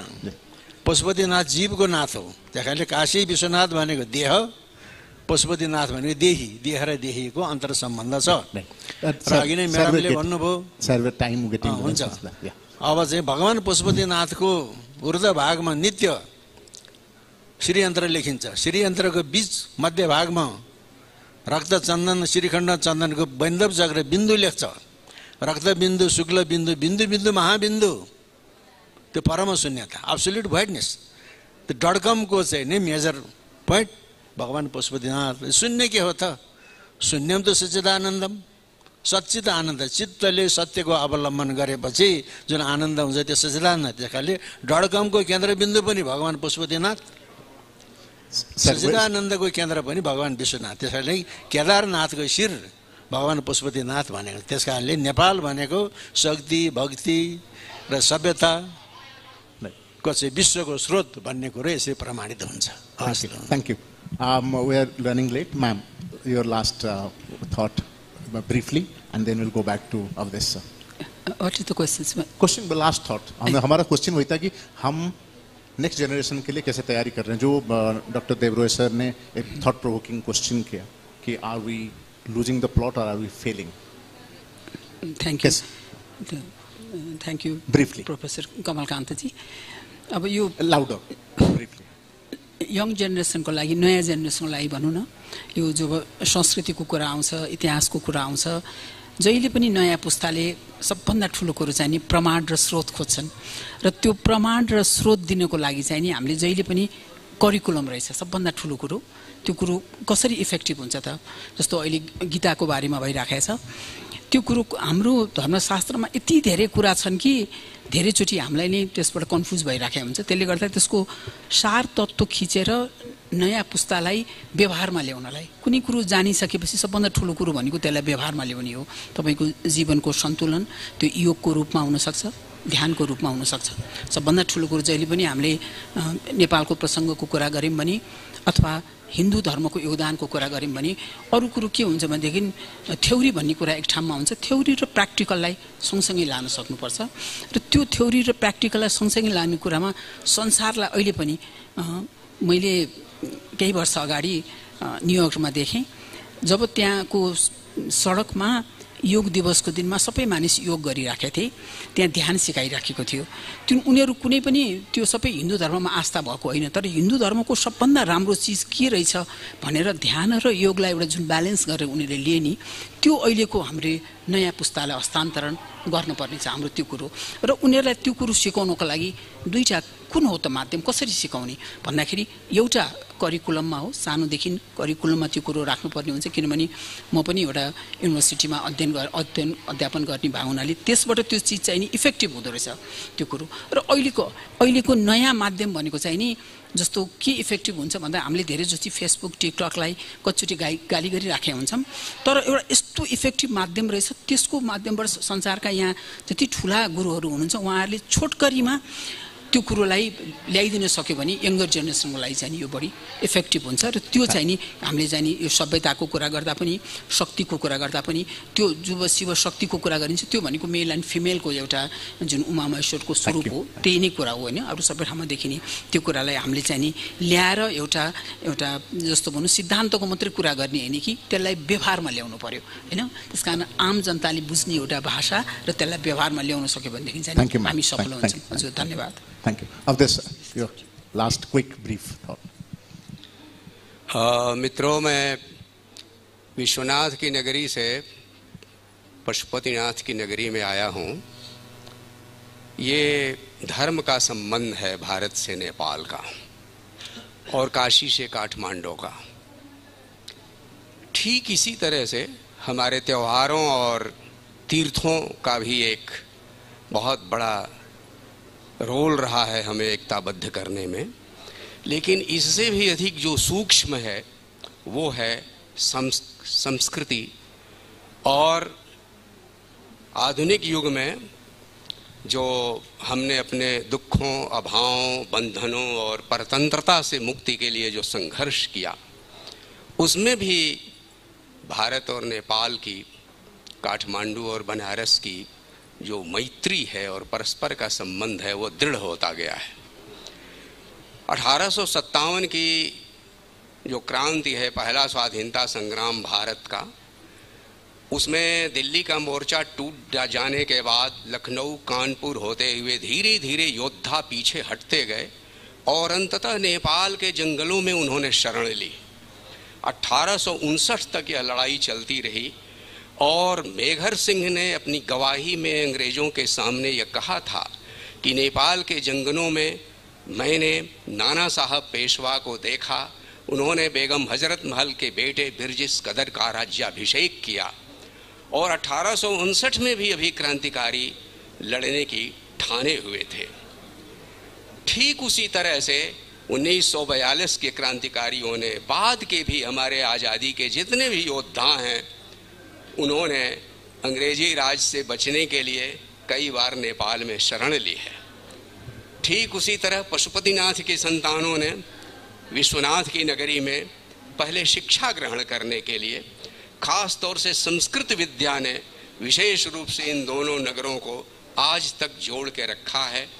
और आप उनका नाम ज़्यादा जानते होंगे जो लोग वहाँ से शिक्षा ग्रहण करके आए। उनमें से बहुत लोग हैं जो लोग वहाँ अब भी अध्यापन करते हैं। शेषराज रेग्मी जो संस्कृत के पंडित थे, वो हमारे बनारस हिंदू विश्वविद्यालय में भी अध्यापक रहे। इसके अतिरिक्त बीपी कोइराला साहब का तो वहीं जन्म हुआ और अंतिम जो अपने 8-9 वर्ष हैं वो उन्होंने वहीं बिताए। प्रोफेसर दीपक मलिक, प्रोफेसर बच्चन सिंह, इन तमाम लोगों से हम लोग जब पढ़ते थे एक घनिष्ठ संपर्क था। अभी अभी जो प्रदीप गिरी जी गुजरे हैं, आपके राजनेता, वे काशी हिंदू विश्वविद्यालय में हम लोगों के समय में ही पढ़ते थे और वहाँ के एससी, रविंद्रपुरी और सारे के सारे मोहल्ले उनके संस्मरणों को सुनाने वाले लोग आपको मिलेंगे। मित्रों, मैं इसमें मुख्य रूप से उन लोगों का भी नाम लूँगा जिन लोगों में कामरेड पुष्पलाल, मनमोहन अधिकारी, मदन भंडारी, इन तमाम लोगों के संबंध काशी से रहे हैं। वहाँ प्रवासी नेपाली संघ भी रहा है। आज तक वहाँ बनी हुई धर्मशालाएं हैं, नेपाली खपरा मोहल्ला है, दूध विनायक में तो आज तक, और पूरी काशी में एक नेपाली जन समुदाय का जो बसोवास है लंबे समय से, वो हमारे संबंध का एक बहुत मुख्य आधार रहा है। Thank you. मैं अंत में मानंधर बंधुओं का उल्लेख करूँगा, जो विष्णु बहादुर मानंधर, उनके छोटे भाई गोविंद बहादुर मानंधर धुस्वा साइमी नाम से जो नेपाली के साहित्यकार रहे हैं, गंकी जिनका उपन्यास है बहुत प्रसिद्ध, और फणीश्वर नाथ रेणु 8 वर्ष की उम्र में आ गए थे, कोइराला परिवार में ही पले बढ़े और 1950 की जन क्रांति में उन्होंने भाग लिया। वे उसके पियारो थे मुक्ति फौज के, जिनको प्रियो बाबू कह के नेपाली योद्धा याद करते थे। अपनी पुस्तक नेपाली क्रांति कथा में उन्होंने उन शहीदों के नाम लिए हैं जो भारत से आके नेपाल के लिए लड़े थे। उनमें थे एक डॉक्टर कुलदीप झा, और हमको अभिमान है यह कहने का कि बनारस हिंदू का विश्वविद्यालय का एक विद्यार्थी था दशरथ चौधरी, जो हड्डी उसकी टूट गई उस युद्ध में, इसके बावजूद उसके हाथ से राइफल नहीं छूटी। तो ऐसे ऐसे शहीदों के खून से भारत नेपाल की मैत्री सींची गई है।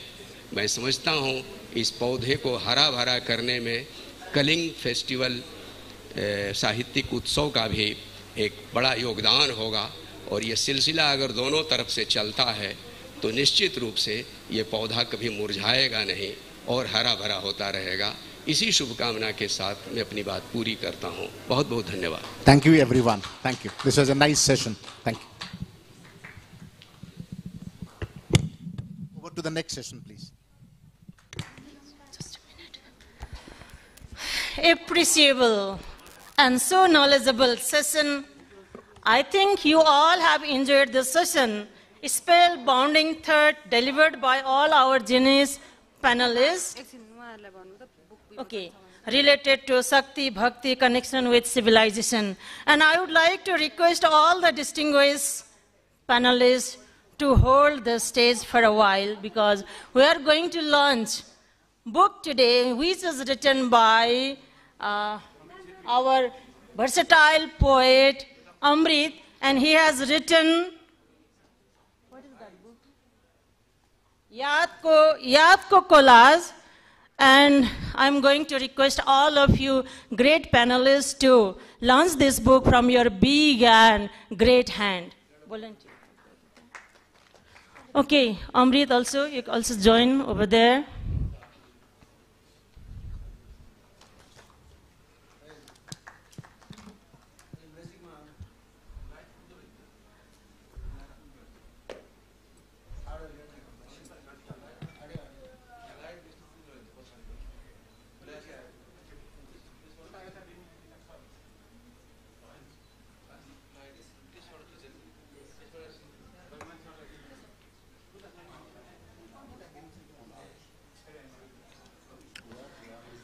Okay, congratulations, poet Amrit, and wish his great success for your book, Yaad Ko Collage.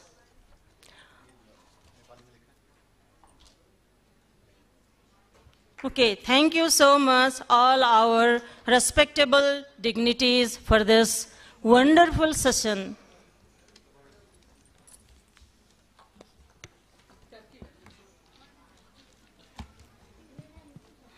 And second session is also a waiting session.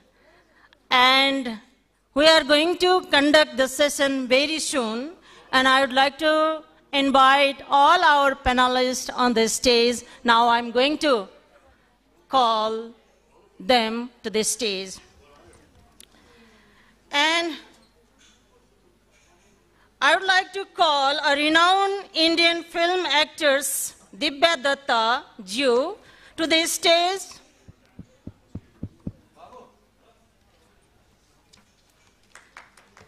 And the theme of this session is Ordeal of Sita, Women's Struggle in South Asia. I'm going to introduce her. Dibya Datta is an actor, author, and now a poet too. The talented actor won a national award for Best Actor Female in Supporting Role in 2018. She has acted in more than 100 feature films in Hindi and Punjabi language. Our moderator will introduce her, rest of other, and give her, please, big round of applause. And in the same way, I would like to call Aruna Mohanty, the next panelist for the session Ordeal of Sita, Women's Struggle in South Asia. Okay, says Aruna Mohanty, who is celebrated Indian classical dancer, renowned for her mastery of Odissi dance form. Her profound expression and storytelling abilities captivate global audience, and today we are also going to captive her, and we are also going to captive by her speech, I think. And this session is moderating by Bandana Rag. And Bandana Rag is an Indian author who holds a master's degree in history from Delhi University. Okay, I think the session will hit all of us, and I'm going to hand this mic over to Bandana Rao. Thank you so much. Thank you so much. I don't think so. I think both of you can sit close together. Just a moment. Yeah.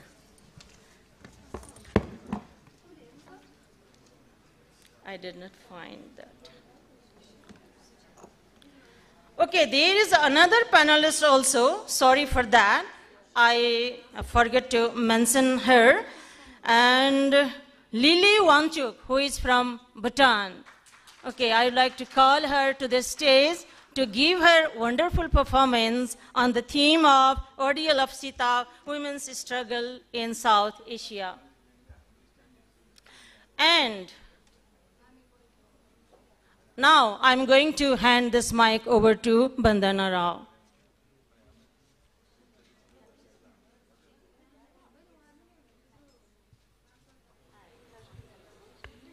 Hello.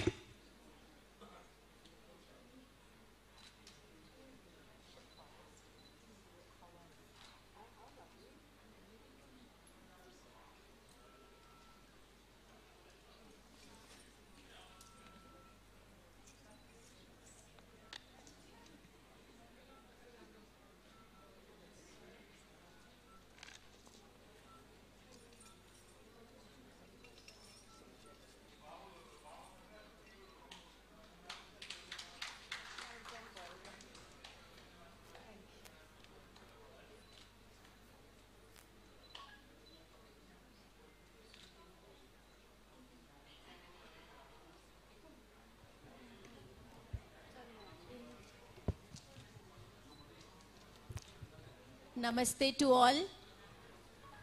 And hereby we begin our session, which is most interesting, and I believe it connects with everybody, especially being an Indian. Whenever a girl grows up in India, she's always told about Sita, not about her ordeals, but Sita as a figurehead, ek adarsh, an ideal, a woman who struggled, who faced many traumas, but yet came up and had her own voice. So I learned Sita in that way. And today with our esteemed panel, we are going to discuss how actors and classical performers and writers, how do they perceive Sita in their own countries, in their own regions, and in their own psyche. Because Sita refuses to part with her psyche. Had not this been the case, then we wouldn't have been sitting here today and talking about her with such an esteemed panel. So I begin with Divya. I begin with you. And I would like to find out about and tell our audiences about Sita. Sita as you see her.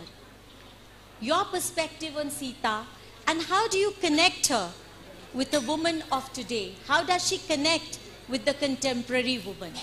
So if you could talk about your journey, you could relate to Sita, and you could talk about the similarities and the differences, etc., etc. Thank you and namaskar everyone. First of all, I'd like to really thank everyone for this amazing honor of having me here in Kathmandu for the KLF. बहुत अच्छा लग रहा है यहाँ आकर, और हर कोई इतना प्यार दे रहा है, इतना स्नेह दे रहा है, और मज़े की बात यह है कि यहाँ की भाषा बहुत खूबसूरती से समझ आ रही है. So वो one feels totally at home being here in Kathmandu. So thank you for this, and coming back to our session. I think, as you rightly said, हम लोग, should I speak more in English or Hindi? What do you prefer? Hindi? Mix कर देती हूँ सबके लिए. So, sir जी आप आपके ज़रा ये speaker phones बंद कर लीजिएगा. So what I was right, I think we all have grown up hearing the story of Ramayana. Right through our childhoods, everyone. I don't think any exception here. And what has intrigued all of us, especially women, has been Sita.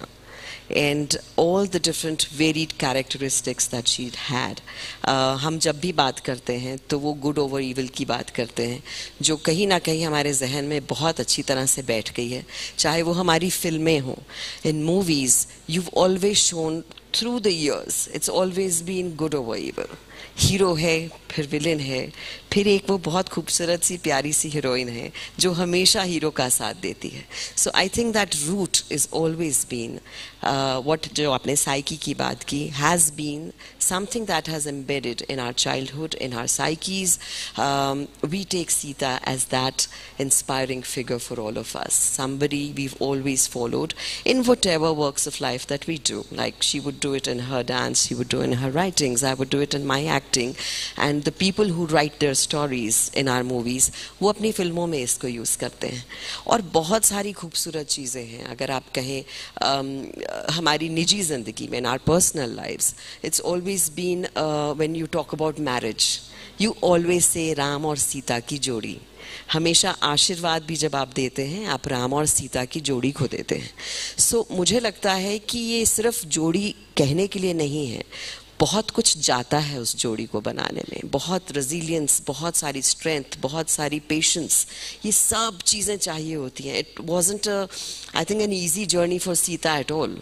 From any time, right from her marriage to coming to the forest with her husband, to all the ordeals that she had, and even when they went back to single-handedly look after her children.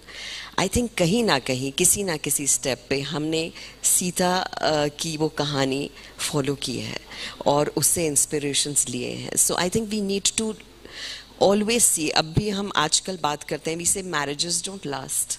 कहाँ वो ज़माने अलग थे जब patience थी, जब आप में एक वो था, वो जो हम फिर से उधर चले जाते हैं कि राम सीता की जो बात थी, through thick and thin. We were told that through thick and thin a marriage lasts. You need to be with your spouse through everything that happens. So I think all these things in varied ways in our lives has been Ramayana, Ram, Sita, Lakshman and Ravana. So and Hanumanji. So I think these forces have somewhere or the other also come in our movies.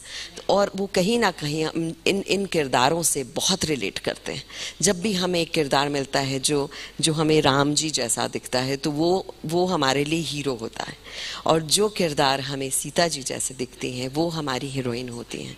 सो कहीं ना कहीं अब जाकर हम उन किरदारों को with OTTs and all, we've started experimenting, but I'm saying even those are facets of a woman who has been strong, who has gone through her ordeals and still stood strong in spite of all the storms.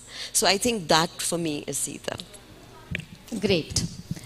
So now I would want Aruna ji as a performing artist. आपको क्या लगता है सीता के लिए आप क्या सोचती हैं? सीता के लिए आपका पर्सपेक्टिव कैसे बना, कब बना, और आप उसको कैसे देखती हैं? Namaskar. Like Divyaji said, coming to Kathmandu was a dream of mine. This is the first time I'm coming to Kathmandu. And when I was sitting here in the morning session and I was listening to the anchor, and I was saying to Adyasha, who was sitting next to me, that it seems like, I'm listening to Odia. I am from Odisha in India. It's so similar that I could understand each word that's been said. So culturally we are together, emotionally we are together, and now coming here we see that we are extending our hands, but we are actually exchanging our love and what I would say, that friendship. Thank you, Kathmandu. Thank you, Nepal, for having us here. When Bandanaji asked me, what do you think of Sita? I think I haven't seen Sita. Have you seen? Any one of you? No. But Sita has been walking, sleeping, eating, and thinking for us all the time. Because when I remember, I was a very young girl of 5, 6. My grandmother used to tell me about Ramayana, stories from Ramayana. So she is the first one who introduced Sita to me. And at that time, I think I was looking at her and I was seeing Sita when she was narrating the story to me. So slowly, the character and through the storytelling, it's been unfolded in front of me. But as I grew up, like all of you, I had several questions in my mind. The stories, the way the characters have been developed, the way it's become the, spiritual icons for us. So we've always kind of had several questions.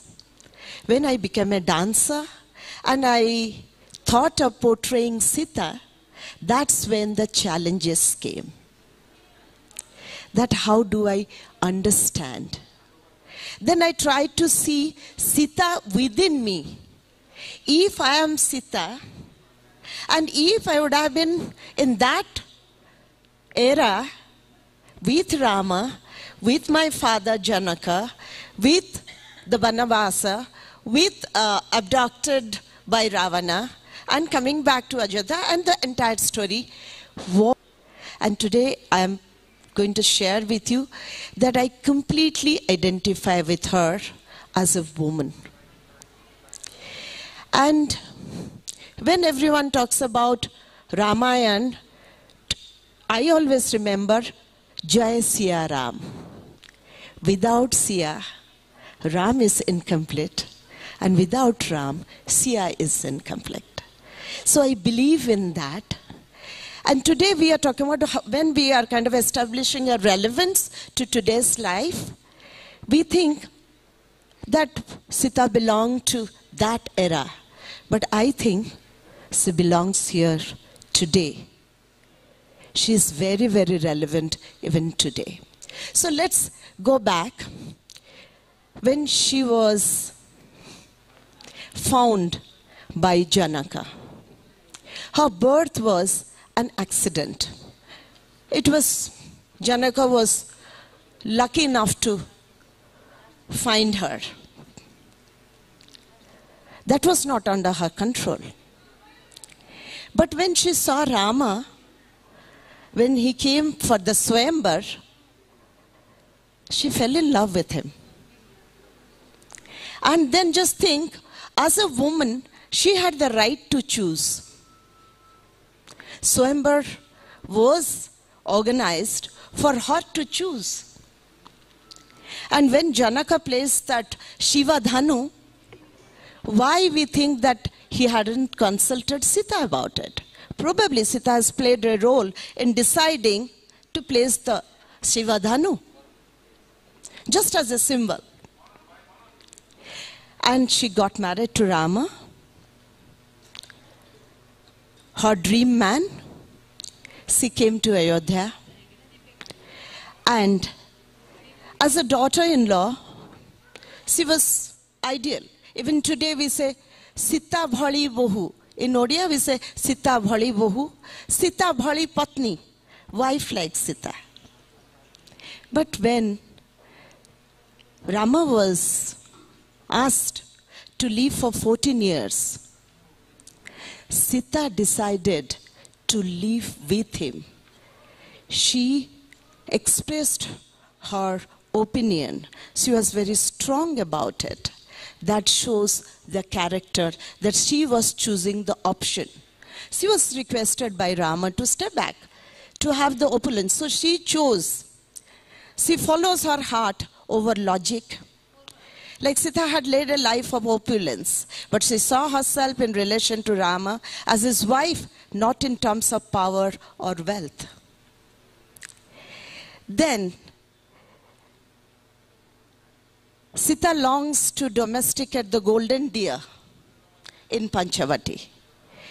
She is no longer ashamed of voicing her desires and very insistent about what she longs for, though Lakshmana was against this logic of having this desire of any kind of possession when you are in exile. Rama is more than willing to help, and he left. Then all of us know that she was abducted by Ravana. She is taken captive in Lanka. And what happened then? But her decision to choose, when Hanuman came and told her that I will take you, Ma, because I came, no one knew that I came. Similarly, I'll take you back to Rama. Then Sita said, you are just a small creature. How will you take me? Hanuman showed his Vishwarupa. And Sita smiled. The glory of a wife, the glory of the husband is the best gift to his wife. And we believe in some of the Ramayana, it was written that Sita was very well trained as a warrior. She could have protected herself when Ravana abducted her. But she didn't. Because Sita, for me, is the king or the core person to design Ramayana the way it is presented. She is the architect of the Ramayana, to me. Many people may disagree. There she is instrumental in creating the narrative. Then her obsession with Rama as the husband and as the king, and how Rama should be projected is the dharma of his wife Sita. Rama successfully rescues Sita as he should have. After all, she had spent an extended amount of time in the company of Ravana. The obsession with purity among the people mocks Sita's sacrifice. Rama himself loathes Sita's tarnished image in the eyes of the public. He is willing to let her walk on the fire, the Agni Pariksha. So obsession with purity mocks Sita's sacrifice and loyalty towards Rama. Yeah, Aruna ji, now the second, in the second round you can talk about the further story and your perspective, very neatly, beautifully expressed. I would like to go to Lily now and ask her, who is Sita to you? What is her historical perspective? Is it just a name for you, a symbol? What does she mean to you and in your culture? Sure. आज कलिंगा फेस्टिभलमा आएर धेरै खुसी भएको छ तपाईहरु सबैले नमस्ते. So Sita, I want to give a little different flavor here. Sita to me, the present day Sita to me is the embodiment of strength, love and compassion. And Sita to me is all women who are out here and women of South Asia. I think there was never Ram without Sita. And without Sita, there is no Ram. And I think Sita play a very pivotal role in their homes, in their communities, and in South Asia. Also, taking back home, I'll also give a little local context for my own country. I think Bhutanese women, as compared to women in South Asia, are far more better off in the sense that we don't have policy discrimination against women. In 1998, there was a royal decree that stressed on the importance of having more representation of women in the parliament. The constitution also provides equal opportunities for both men and women. But despite having all that, I think there are still challenges in being a woman in Bhutan. The fact that there are still wide gender gaps in all spheres. And also, I think, despite also having a very gendered approach, wide gender gap exists because of subtle social, cultural, economic barriers faced by women across South Asia. And South Asia, I think, has made an international commitment with CEDAW, with Beijing Platform of Action, and also the Sustainable Development Goal, where we have committed to contribute towards Planet 50-50 by 2030. And I think we have just 7 years left, and we are not any closer towards that goal. In terms of ranking, I think South Asia is the second lowest region in the world. And most South Asian countries, I think, are in the bottom when it comes to gender equality and the global gender gap index. I also wanted to take this opportunity to share that if we do not tap on the potential and capacity of women, which is half the population in this region, we are losing out. We are losing out on half the potential of the region. And from experiences we've seen, countries that have done better in terms of governance, in terms of economic growth, in terms of sustainable development, I think there are a higher number of women, especially in decision-making positions. And I think For there to be genuine growth and sustainable development, we need more Sitas to be in the forefront.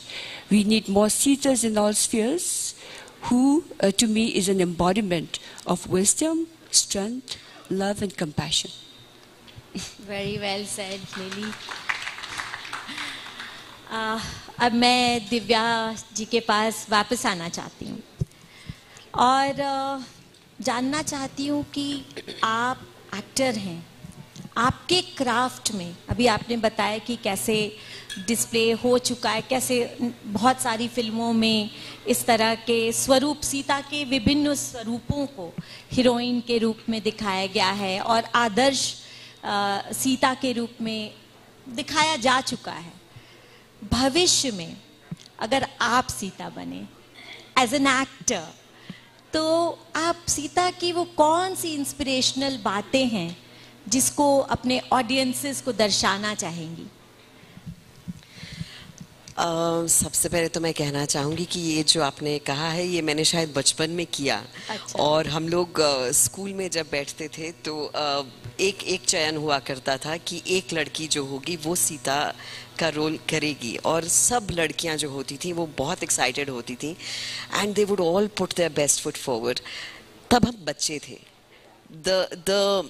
What do you say, the excitement of playing Sita was so amazing that in a Ramayana that you're portraying in school, what you have is such a beautiful character, which is the center plot of Ramayana, which is Sita.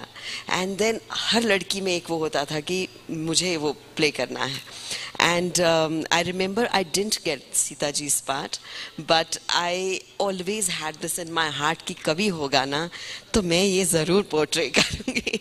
लेकिन coming back to saying, I think हम लोग after so much of इतनी भागदौड़ की जिंदगियां हैं हमारी, ख़ास तौर पे जब हमारे जैसे अनप्रिडिक्टेबल टाइमिंग्स होते हैं, everyone is going back to their roots. Specially pandemic के बाद, लॉकडाउन के बाद लोग थोड़ा स्लो डाउन हो रहे थे. जो भाग दौड़ में, जो मशीनों में, जो टेक्निक्स में जा रहे थे, वो अब वापस अपनी कहानियों में, अपनी माइथोलॉजी में, जिन चीज़ों से वो इंस्पायर होते हैं उन चीज़ों में सबने जाना शुरू किया. आप देखेंगी कि कितनी सारी अभी मैंने 4 फिल्में साइन की हैं और उनमें से 3 जो हैं वो माइथोलॉजीज़ पर हैं, पीरियड फिल्म्स हैं, जहाँ पर लोग they are going back to their roots, to their value system. ये value system जो हमारा कहीं ना कहीं हम बीच में कुछ और आ जाता है, फिर phases बदल जाते हैं. But I think हमारा crux जो है, that is our Indian value system, and I don't think we ever go away from that. So for me, if you say I play Sita, I think first of all it will be like हमारे अंदर जैसा इन्होंने कहा, सबके अंदर कहीं ना कहीं बसती हैं. उनके तरीके, उनके कैरेक्टरिस्टिक्स, उनके कौन से वो किरदार हैं जो हमने अपना लिए, वो अलग बात है. लेकिन अगर मुझे मौका मिला तो मुझे लगता है मैं शायद उसी तरह करना चाहूँगी जिस तरह से बचपन में पढ़ती आई हूँ, जो शायद हमारी आज की ज़रूरत है. लेयर्स सब में हैं और जैसे जैसे दौर बदलते जाते हैं, महिलाओं के अंदर एक बड़ी खूबसूरत क्वालिटी है कि हर सिचुएशन को इम्बाइब करने की, उस चैलेंज को एक्सेप्ट करके वहाँ पर उसे अच्छी तरह से लड़कर उसे सक्सेसफुल बनाने की. और वो मुझे लगता है उन्हीं वैल्यू से आती है जो हमने बचपन में वो कहानियाँ अपने नानियों से, दादियों से सुनी हैं, जो हमारी पहली रामायण, जो हमारी पहली सीता की कहानी, जो वर्णन उनसे सुना गया था, वो आज भी हैं. So I think I would like to imbibe exactly that and go back to that value system and just relive that beautiful phase that we have grown up on. So nice to hear. So simple, so innocent to go back into time and it's actually, very important. Yeah, it's important to just be grounded and go back to the values. कहीं ना कहीं हम नहीं तो खो जाते हैं. और बचपन के जो वैल्यू सिस्टम्स तो बहुत इनोसेंस लिए हुए भी होते हैं, तो वो ज़्यादा खूबसूरत होते हैं. बिल्कुल, ज़्यादा खूबसूरत. जी, शुक्रिया. अरुणा जी, आपने तो बृहद शोध कार्य किया है सीता पर, क्योंकि आपने एक पूरा डांस ड्रामा ही तैयार किया है. और अभी आपके वक्तव्य से लगा कि सीता आपके अंदर बैठी हुई हैं क्योंकि जब ख़ास तौर से आदमी शोध करता है तो बहुत सारी चीज़ें खुद ब खुद इम्बाइब भी कर लेता है। ऐसे में आपने आज आप शायद आपकी प्रस्तुति भी है यहाँ पर, तो उस प्रस्तुति में सीता के कौन से रूप को आपने दर्शाने की कोशिश की है? I'm starting with when she is asked to do the Agni Parikha for the second time. I'm starting from there. And at that time she's thinking that why I have been asked to do Agni Parikha for the second time. And she's going back in the flashback. We are showing her entire journey. From where she has come from the Janaka, her marriage, and then to 14 years exile, and all the things that has happened. But each time, how she is emerging stronger. When I'm looking at Sita, she's a woman, every step she has kind of asked question. When she was banished, when she was pregnant, she was banished. She never asked for her identity as Rama's wife. In the forest, she brought up her children all by herself without claiming Rama as the father for her children. It is a strength of character for a woman who was so loyal to her husband and entire life, whether she was with Rama or without Rama, she was in love with Rama. Otherwise, she could not have gathered that strength. But all by herself, she has brought up her children, Love and Kush. And when she came back, and Rama was ready to accept her, but with a condition that you have to do another Agni Parikha. Then, what she chose, she wanted her husband to know the truth, not to prove anything to Rama as the king. Rama chose to be the king when he needed to be a husband first. That's when she chose for her to be united with her mother. To me, it was symbolic. She wanted to liberate herself as a woman. That's so beautiful. इसी juncture पे मुझे एक young modern लड़की की लिखी हुई रामायण के ऊपर उसका इंटरप्रिटेशन का पेपर अभी हाल ही में मेरी नज़रों से गुजरा था, तो मुझे उसका पर्सपेक्टिव भी बहुत अच्छा लगा। मुझे यहाँ दिख रहे हैं काफ़ी युवा लोग बैठे हैं ऑडियंस में, तो शायद वो उन सब की बात भी करती है। एक चंद्राव्रता रामायण बंगाली में लिखी गई थी, जिसके वो 16वीं शताब्दी में लिखी गई थी, और रामायण का वो एक चंद्रव्रता नाम की एक लेडी थी जिन्होंने इस रामायण को रचा था, और सब कुछ वहीं से लिया था। लेकिन अभी अरुणा जी की बात से वो रामायण कनेक्ट करती है। उसमें सीता को वॉइस के साथ दिखाया गया कि सारी डिसीजन मेकिंग सीता करती है और विमेन्स वॉइस की वो रिप्रेजेंटेटिव है। तो वो बहुत इंटरेस्टिंग एक पर्सपेक्टिव लगा कि क्यों हम बार बार, दिव्या ने भी बताया कि हम बार बार क्यों रिविजिट करते हैं अपने मिथकों को, अपनी ऐतिहासिक कहानियों को, क्योंकि कहीं ना कहीं से हम प्रेरणा का वो सूत्र ढूंढते हैं जो वहाँ से शुरू हुआ और आज तक मॉडर्न ज़माने में आ रहा है। ऐसा नहीं है कि बीच से ही शुरू हो गया या कुछ है, एक सिलसिला होता है जो किसी भी कल्चर और कम्युनिटी को डिफाइन करता है। उसकी जड़ें जब तक हम जड़ों तक नहीं पहुँचते तब तक हम आज के हासिल तक नहीं पहुँच पाते। सो lily, I would want to ask you, you talked very impressively about the SDG goals and how in Bhutan women are more at par with men than maybe other cultures and other nations in Southeast Asia. That's very commendable. Do you see a kind of feminist discourse emerging in Bhutan after we talk about Sita? Or is it already present in Bhutan? Do you see it in that larger perspective? Or she's just a symbol?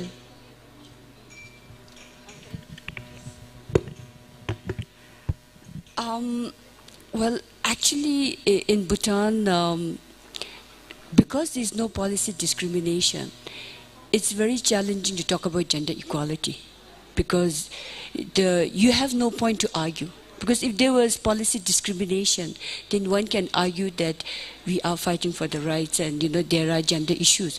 But because there's no policy discrimination and the biases are very subtle, it's very difficult to point out, and as a result we don't have feminist or feminism that is taken as an approach, and it's very subtle. But what is also very important to remember is a lot of us believe that gender equality means equal opportunity. But a genuine gender equality would mean equal participation, equal access, equal benefits. And in terms of that, even though there are equal opportunities, when there are no unequal participation, access and benefits, then there are still issues with gender inequality. And I think this is a challenge for all of us in South Asia, because in some countries it is more apparent than others, but there are a lot of subtle social, cultural biases that you don't see many women in the forefront. So especially when it comes to decision making. Yeah. So has any modern literature come up which has taken Sita as a hero? Has it been written down there? We don't really have literature on women as such, but we do have many inspirational stories about women that have been written, and there are really many role models that are coming up, and many women who are living their comfort zone and coming up in the forefront.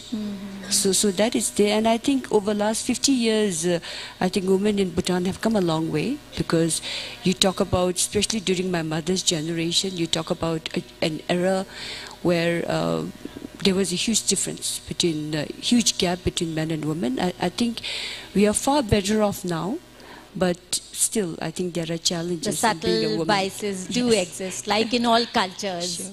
That is true. That is true. Divya ji, आप इसमें कुछ जोड़ना चाहेंगी? Well, I would of course say this is a slow process, लेकिन हम पहुंच ज़रूर रहे हैं towards the gender equality. चाहे हम फिल्मों की बात करें, आई एम श्योर फिल्में हमें कहीं ना कहीं बहुत अच्छी तरह से बांधती हैं, और जेंडर इक्वालिटी में बहुत सारी फिल्में अब बन रही हैं, ख़ास तौर पे मतलब इंडियन फिल्म्स जो हैं वो तो अब खूब सारी एक अच्छी सी स्पर्ट आ गई है इन फिल्मों के लिए. OTT प्लेटफॉर्म्स ने ऐसी अब एक बहुत सुंदर चीज़ कर दी है कि जो औरत थी पहले वो या तो हीरोइन थी या फिर वो माँ बन गई थी. वो बीच का जो एक वो स्पैन था जो बहुत इम्पॉर्टेंट होता है हर महिला की ज़िंदगी में, कि उन परतों को भी ज़रा देखना वो बड़ा ज़रूरी है, जो मेरे ख्याल से अब ऑडियंस बहुत तैयार हो गई है. So I would like to से कि हमारी सोसाइटी भी कहीं ना कहीं बदल रही है, क्योंकि अगर ऑडियंस एक्सेप्ट करती है ऐसी फिल्मों को, ऐसी कहानियों को, ऐसे OTT शोज़ को, इसका मतलब इनकी ज़रूरत है, ऐसा मतलब कि उन्हें अपनाया जा रहा है. दूसरी तरफ बहुत सारी किताबें, जैसे आप कहें, मेरी बहुत फेवरेट हमेशा अमृता प्रीतम रही, कि उनकी कहानियाँ, चाहे वो रसीदी टिकट हो, चाहे उनकी पोइट्री हो, वो हमेशा तो मुझे लगा कि on par with all her male counterparts रही. फिल्मों की जो बात अगर आती है तो आप देखेंगे ग्रेजुअल एक बहुत खूबसूरत सा चेंज आया है हमारे इंडस्ट्री में. वो ये है कि जब मैंने शुरुआत की थी इन द 90s, तो मोस्टली सब मुझे आदमी दिखते थे, ऑल वर मेल्स. तो male cameraman, male director, of course the heroes and the villains, and जो टेक्निकल टीम होती थी वो भी it was all comprising of men. लेकिन हमारी इंडस्ट्री की खूबसूरत बात यह है कि जब आप कुछ कर रहे होते हैं ना, तो सेट पे आपको मालूम नहीं पड़ता है कि औरत है कि आदमी है, आप you doing your assign job. लेकिन the beauty of it all is that gradually I didn't even realise when that I started seeing so many women on my sets. It was like the DOP is a woman, the dress designer is a woman, the set designer is a woman, the assistants are all women. Bichara ek aad ladka khada hota tha. So I'm just loving the fact that gradually there has been an amazing change.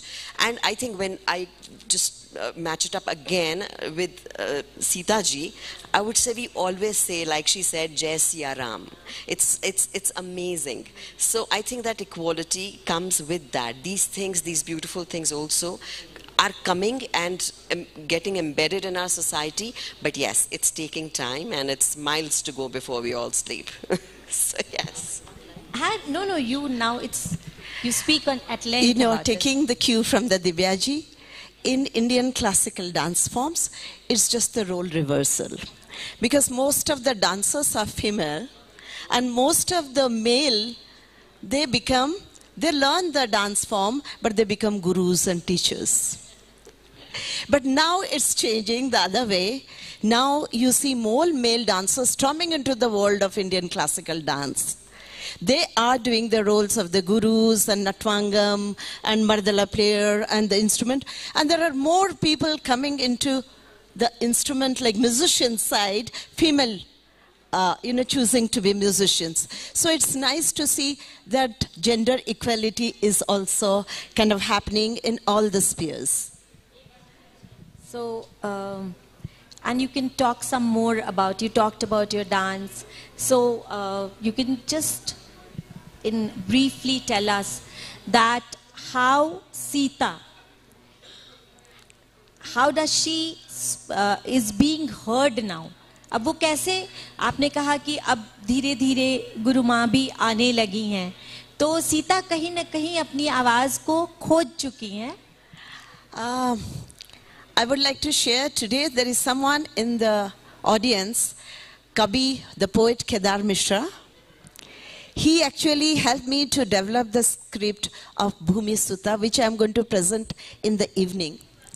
So when we are talking about the woman, only talking about the woman power, courage, he being a man, the way he understands Sita is commendable. He only told me and showed me the lines where Sita is standing up for herself, voicing her concern and shaping the story. He helped me to see it. And today, when you will see me, you will understand there are certain things which cannot be told.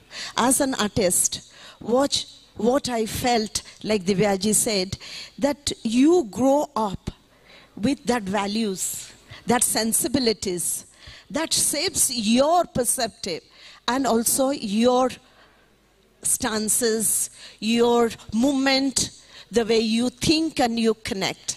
Today you will see my words are not enough. When you see me perform, probably you will get to know that how I connect to Sita and her voice resounding through me.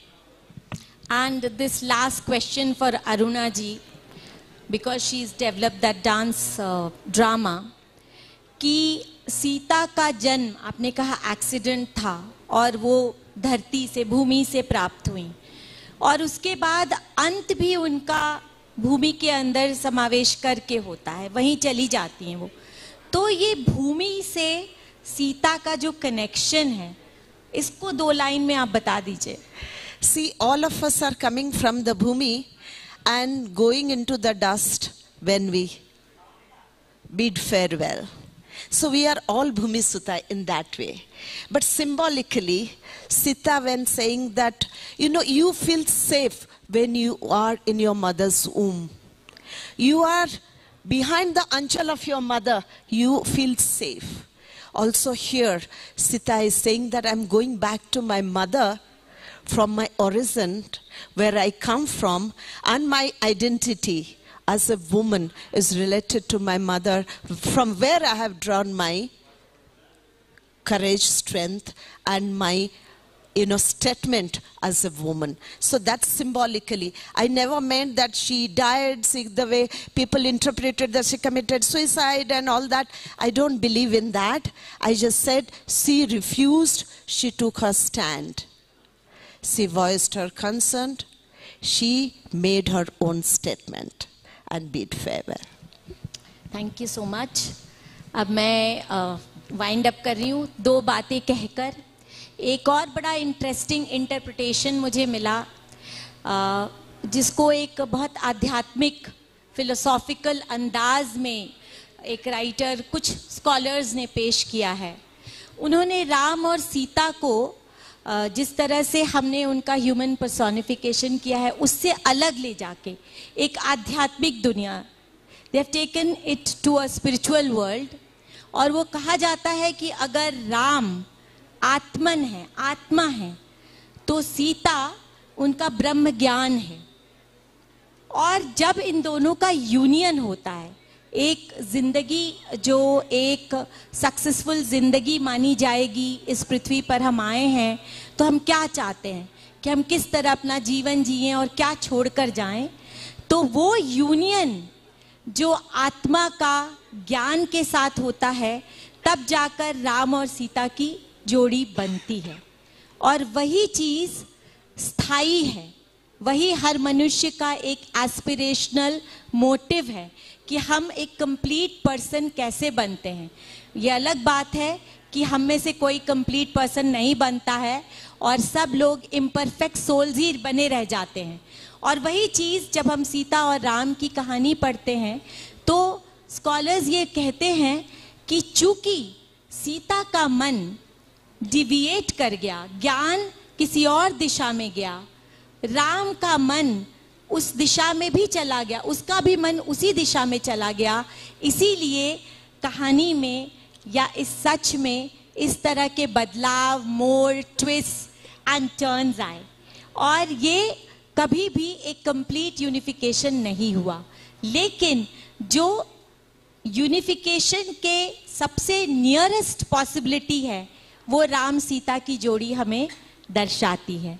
और सबने कहा कि सबसे सुंदर, मैं India में बिहार से हूँ जो नेपाल के बहुत नज़दीक है, बहुत सारे कल्चर्स हम लोग साथ, बिल्कुल सामूहिक टाइप की कल्चर्स हम लोग बनाते हैं, एक ही कल्चर के लोग हैं।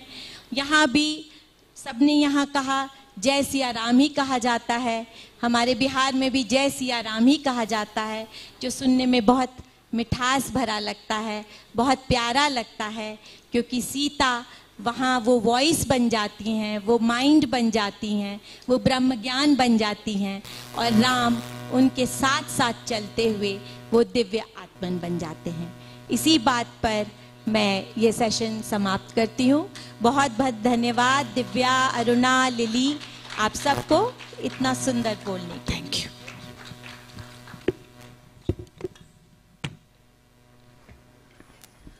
So inspirational discussion. We all are so much, wait for a while, so much indulged into this conversation. Thank you so much all the wonderful panelists and moderator for this wonderful and thought-provoking session.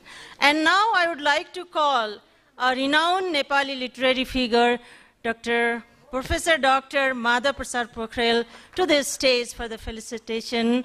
And I would like to request him to give all our panelists a token of love. Volunteer, could you please bring token of love? Yeah. नाम बोलाइरहनु पर्दैन।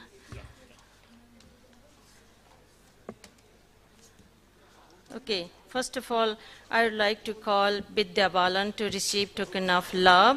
Oh, Divya Datta to receive token of love. Sorry, I will sorry. convey this to Vidya. Okay. Aruna Mohanty, Bandana Rag,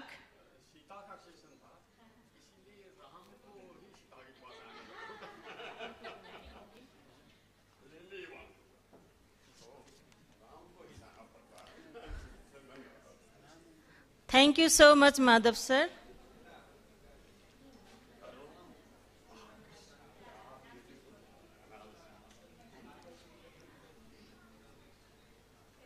Divya Datta.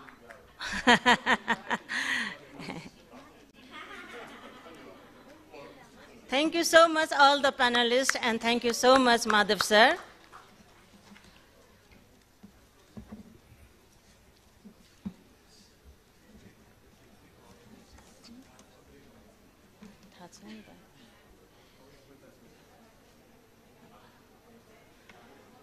Okay, now we have break and we will start sharp 1:45 p.m. after the lunch. Thank you so much, everyone. We will meet soon. And the next session that session will start 1:45 p.m. The theme of this session is Versatility and Voice, the Divya Datta Journey in Indian Cinema. Thank you so much, all of you. Oh, okay. Okay, I will let you know after the lunch, we will meet together, then I will let you know what session we'll conduct. Thank you so much, everyone, for this wonderful stay in the hall. Thank you.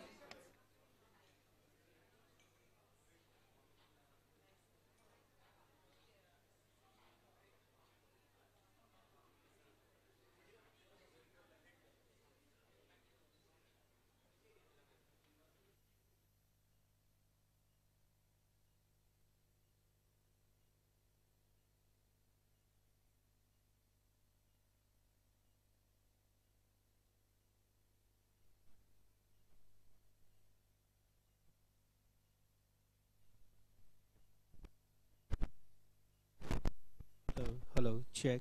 Hello.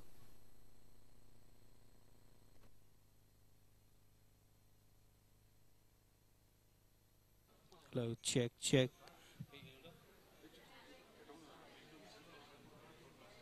Hello, check. Hello, hello, check. Hello, hello, check. Hello. Go 90 degree. Hello. Oh,